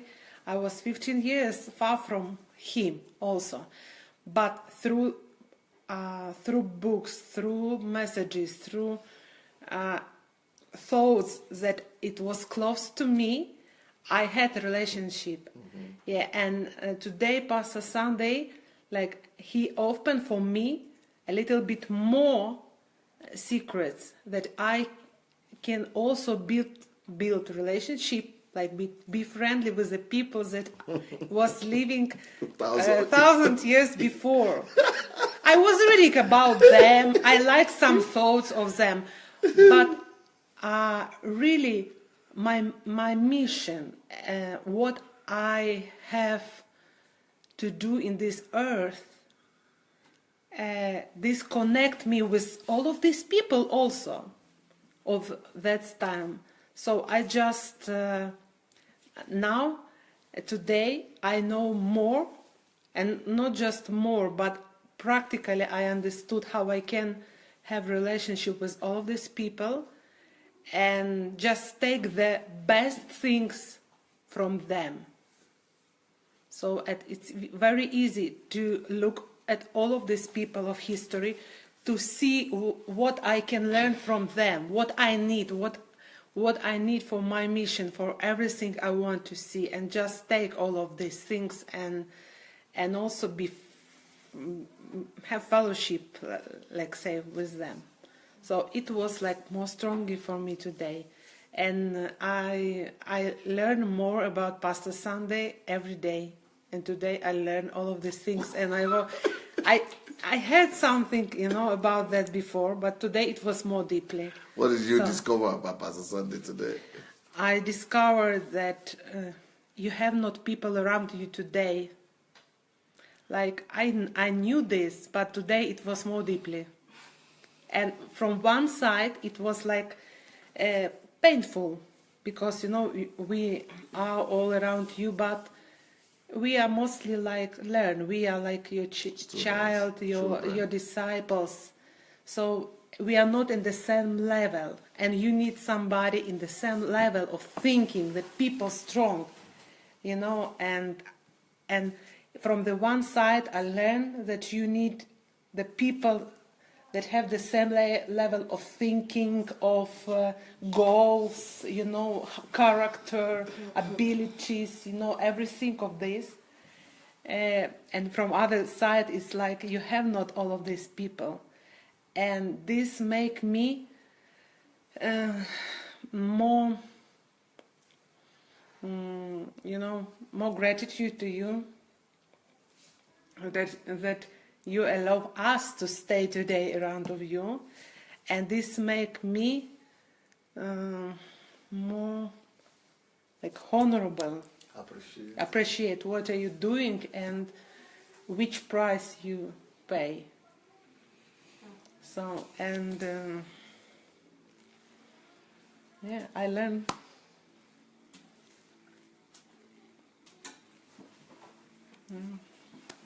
But you put standards for us, and I like these standards, and I want to go like there.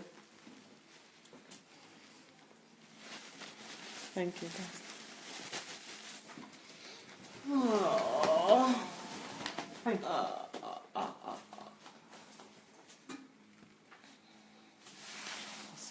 And I want to bring joy to you. Yeah. I want to bring joy to you, and to be like, to be your joy now, and and after maybe years, or and bring fruits, and my fruits will be your fruits, and your gift. Amen. Yeah. For me, that's the biggest gift. Yeah.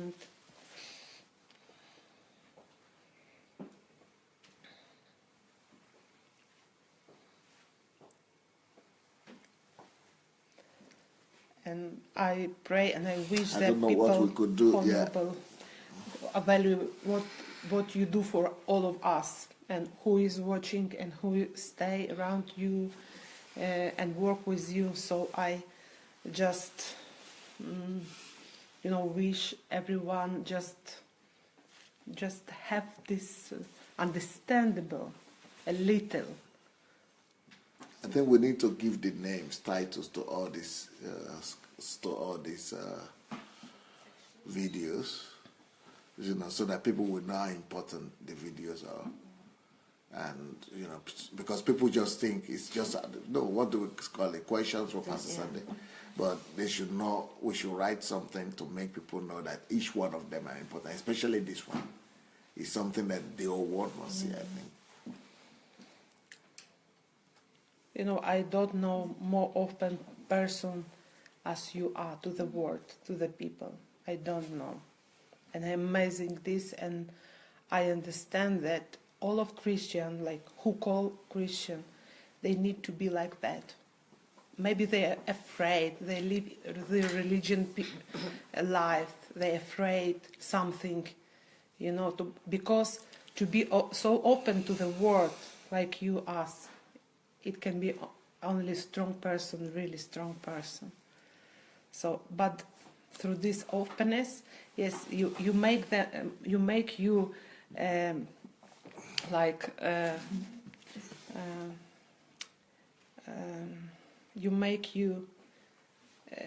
open. People see you make that people can say anything they want. Like, vulnerable. Vulnerable. Yeah, but because you are not thinking only about yourself. You know that some people that are watching, some people that is around, that people that hear you, they need it. So you do this, just no mind. Even though I know people talk and misunderstand. Yes, and you do this. And for me, for all my life, it shows you love people. And even if they hurt you, if they against you, they write something about you, they're saying something about you, are continue. You are not close your door. You continue to do what you did. And it's amazing. It's amazing. It make me, it changed me. It changed my heart every time. Your example just showed me how I need to be with people. And, and because I want to be like Christ. But, in reality, I see in you Christ. It's like you are an example, like life example, that Christ. model I can see, So living Christ. Yeah, living Christ. Yeah, living Christ. And I want it. Just. And I believe, Pastor, and everything you see today, yesterday, everything you see about Africa, about Voltaire in Africa, I see this picture. I see. I see this picture. I see like this. It's not just a story. No. And I can see this. And that's why I want to take people like you to go with me back to Africa.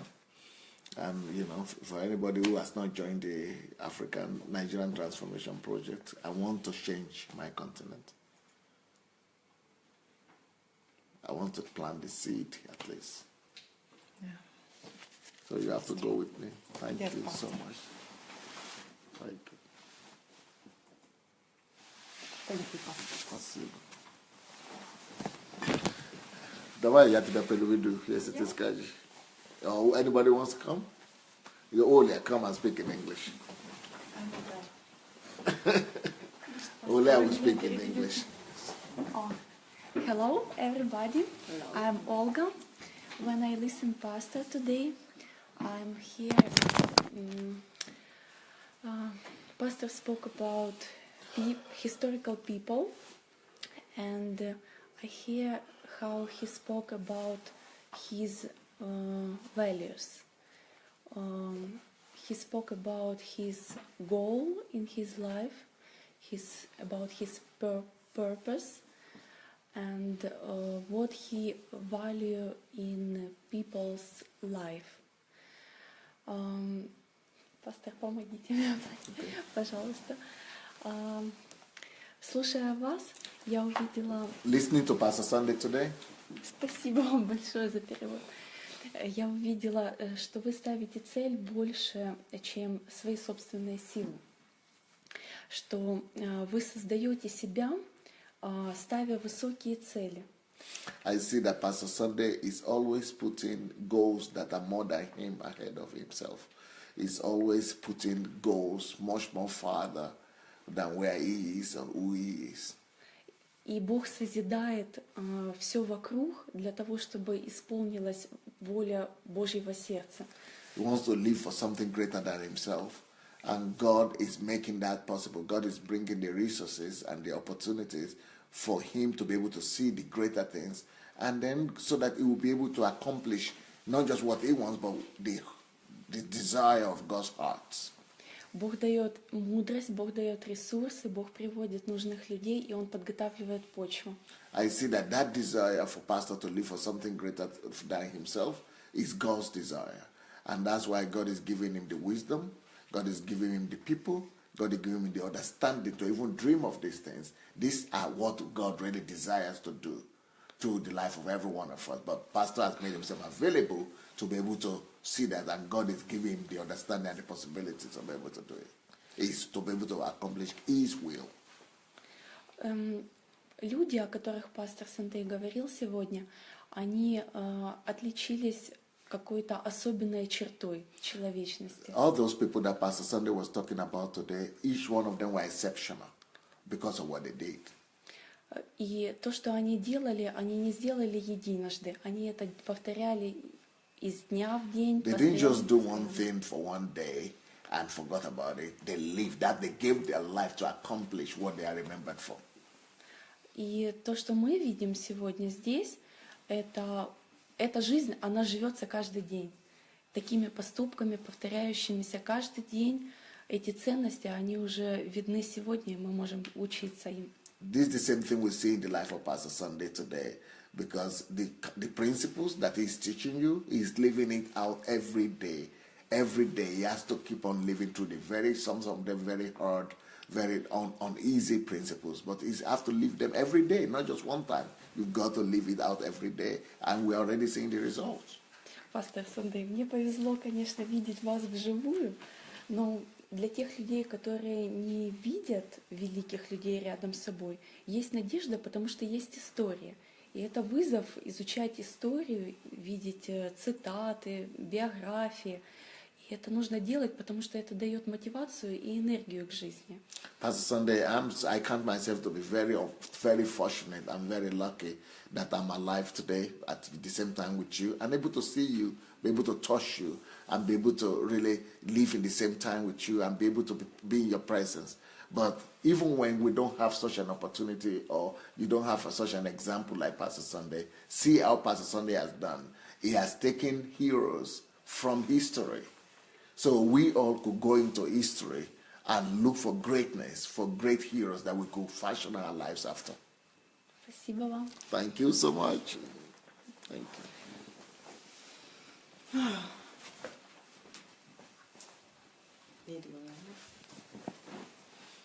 Добрий вечір. Good evening. Я, слухаючи те, що ви говорили про характеристики великих людей, яких ви бачите себе. While I was listening to these principles, to these teachings of Pastor today, and the great qualities he got from the great people of history. Для мене по-новому відкрилися ви, і друге, як потрібно дивитися на життя великих людей. I saw another Pastor Sunday today. Just listening like today to the Pastor Sunday, I'm seeing my pastor from another angle, and also I'm learning how I should read about great people in history. Тому що вся шкільна система освітня і навіть аспірантура, як переважно вчать історичні постаті, як просто як біографії. Like I am as an academician personally, as a PhD holder and as a university lecturer, I will tell you that the way we have been taught to read and to study is not the same way Pastor Sunday has showed us today. We just read like we are reading history books or biographies. But what Pastor has taught us today is totally different. Is extracting values that you could imitate and how you could relate and actually interact with those people who have lived in history.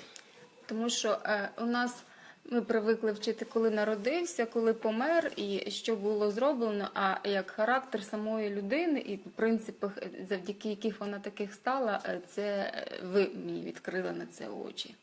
Normally we just read about what they did and when they were born, when they died and what happened, and that's all.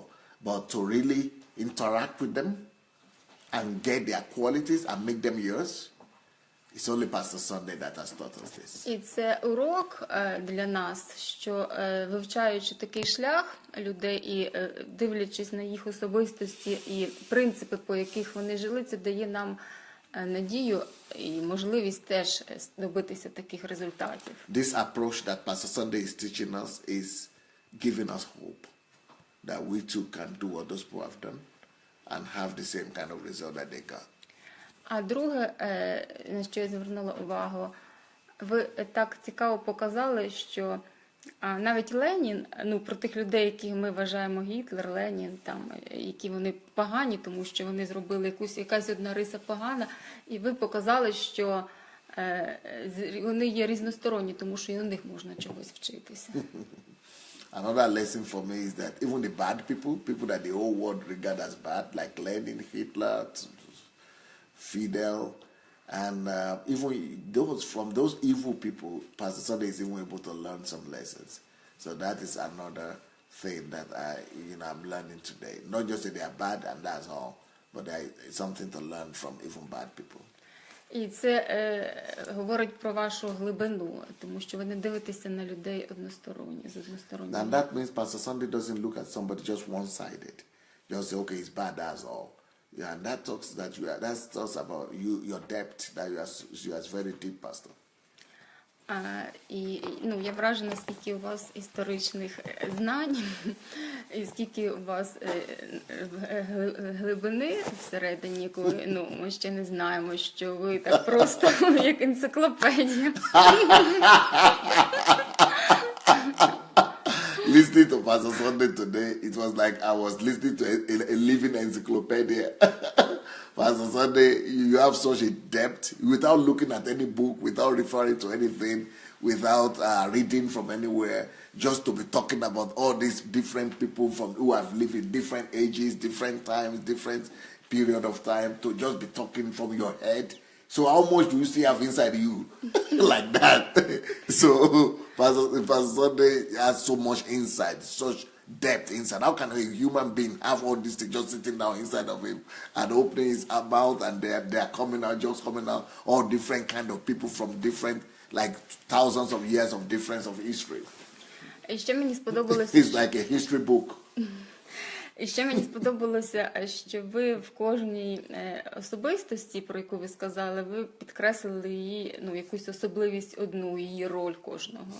And another thing I like is that you are not just talking about each one of them, what they did, but you are actually looking for the most important values and virtues in the life of each one of these.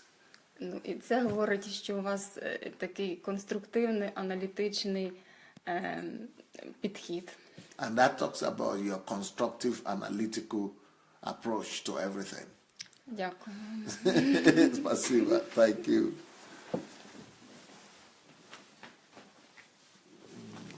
I don't need to walk here now. I can rest. Hello, everyone. Madam Fisayo is here. Yeah, my name is Fisayo, like Pastor said.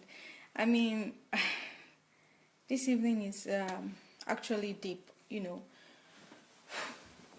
Thank you, Pastor, for being honest and open and with us. Yeah, because only few people would let out the weapon they use to become great, so that others can use it, just like this.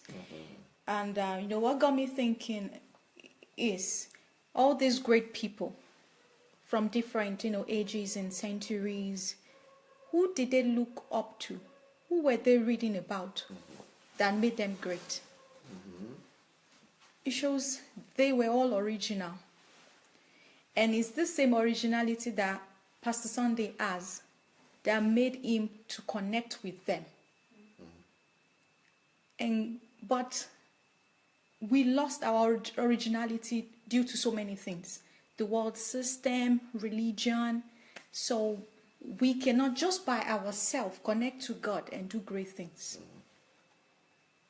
And the great lesson that I've learned is in every person, human, there is originality. Such that if we can just look inward, of course connecting with God, God can use us, what He has placed in us, to break records and dominate on earth and rule the world for Him. Just like these great people. Of course, I mean those who knew God. And even those who did not know God tapped into the originality He had in them and used it, even though on the negative side. These are things we need to discover and we need to use for God, so we can return the glory of earth, back to God.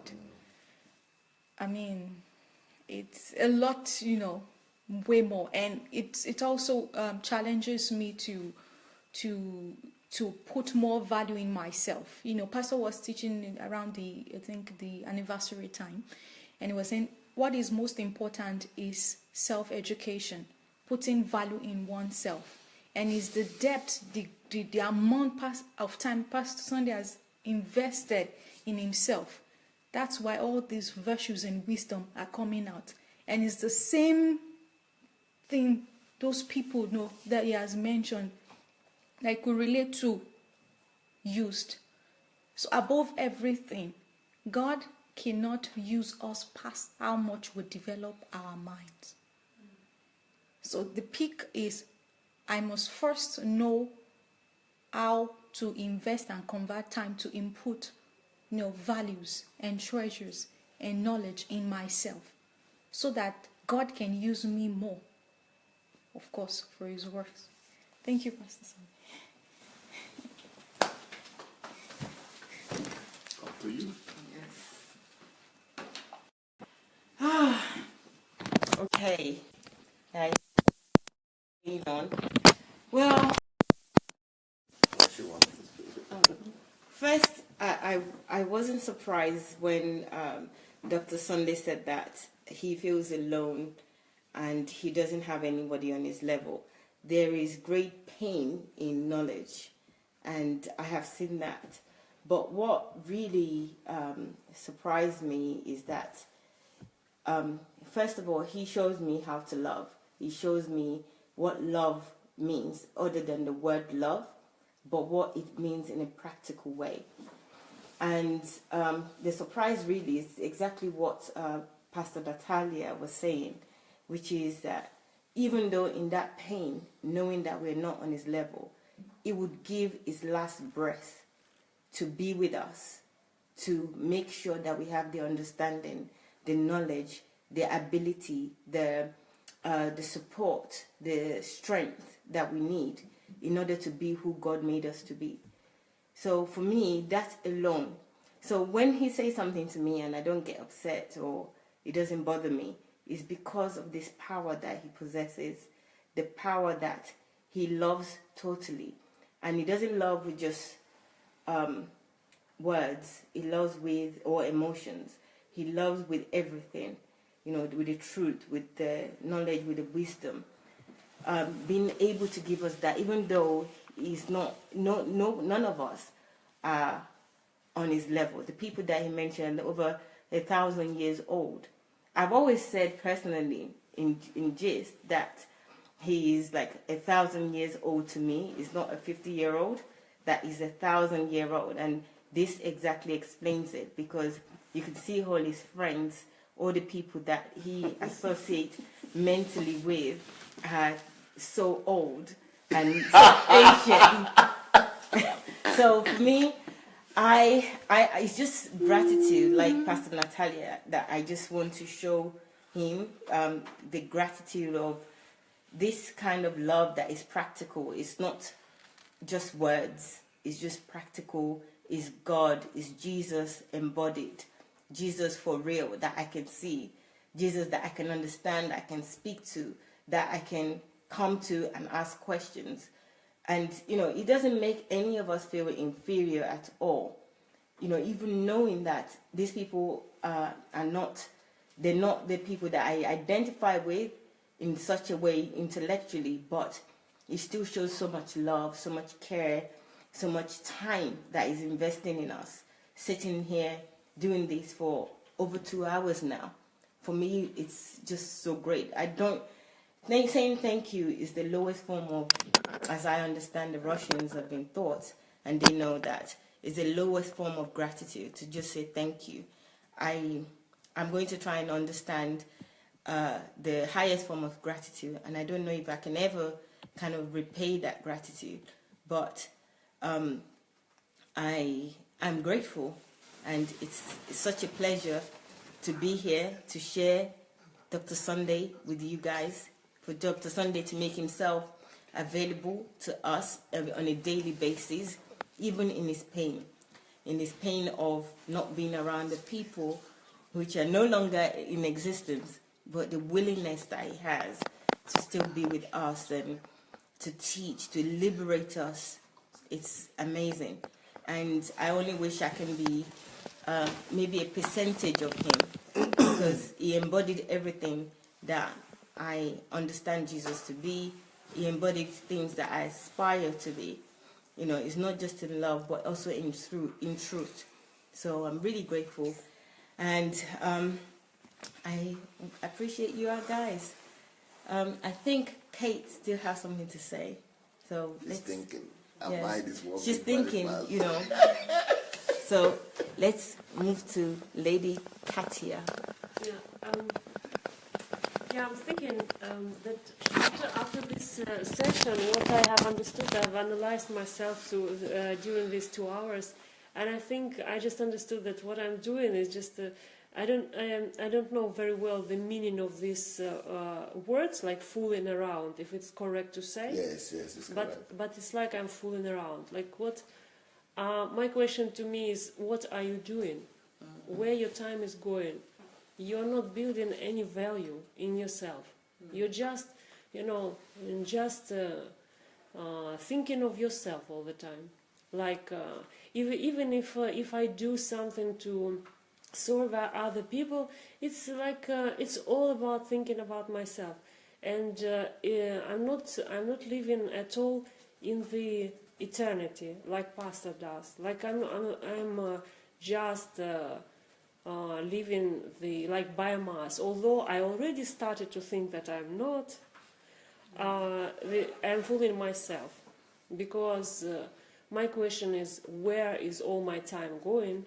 Because I could spend this time to convert it into internal value, and I just what I have seen today, I've seen in Pastor the whole world. I've seen in Pastor such a depth that you can drown there. It's not possible to. It's like God. You cannot unveil God till the end. And Pastor has shown that it can be done in us, but you have to really value time. So I understood that I didn't value time, and I feel like I even regret, if it's, I don't know exactly the depth of this word, but I think I feel a deep regret that where my time is going. This is what I have from today. Yeah. Okay. Guys, it's been a privilege as always to be here with you, to join you, to listen to Dr. Sunday. The question that was asked is just one question that we spent 2 hours on. It's amazing. I'm not surprised. Again, Dr. Sunday is holistic, 360 degrees. He doesn't give half an answer, and if he's not going to answer, he doesn't answer at all. So if you've got more questions, please write your question in the comment section, and we would extract them and list them for tomorrow or another day. We've still got a number of days to go. It's only we're in day 10 of 28 days or 30 days. So we've got more time. So bring on your questions, and use this video or this teaching or this time that we had today to improve yourself as well. This is the key to who Dr. Sunday is, in part, because I feel every time I say this is who he is, I discover new things every day. So I'm very cautious to say that as a whole, but in part at least, you have the key, you have the materials. You can go on the internet and find out about all these people and how it's connected to Dr. Sunday and what he's saying. You can do your own research and self-development. So don't just leave it to hearing alone, but make it your life, your lifestyle. Understand these people, understand him, and go to these hundreds now, yes, hundreds, going into thousands of teaching that is on YouTube. It's Sunday Adelaja Official, so you can check him out, Sunday Adelaja Official. There are a whole host of playlists that you can watch at your own pace. Also, you have his blog, which is sundayadelajablog.com. And if you're interested in the Nigerian Transformation Project, you can add /Nigeria to that. So I repeat, sundayadelajablog.com/Nigeria. And of course, don't forget you're on Facebook right now. So share this and also like his page if you haven't already liked his page, and invite other people to like his page so that other people can gain from this wisdom, that you wouldn't be the only person that is wise, because if you're wise and people around you are not wise, then it's pain for you, so we all need to be wise together. I appreciate you all for joining us this evening. I hope to see you again tomorrow. You certainly see me, and you will see Dr. Sunday and most of the people here. So good night, and I will see you tomorrow. Mwah. Bye.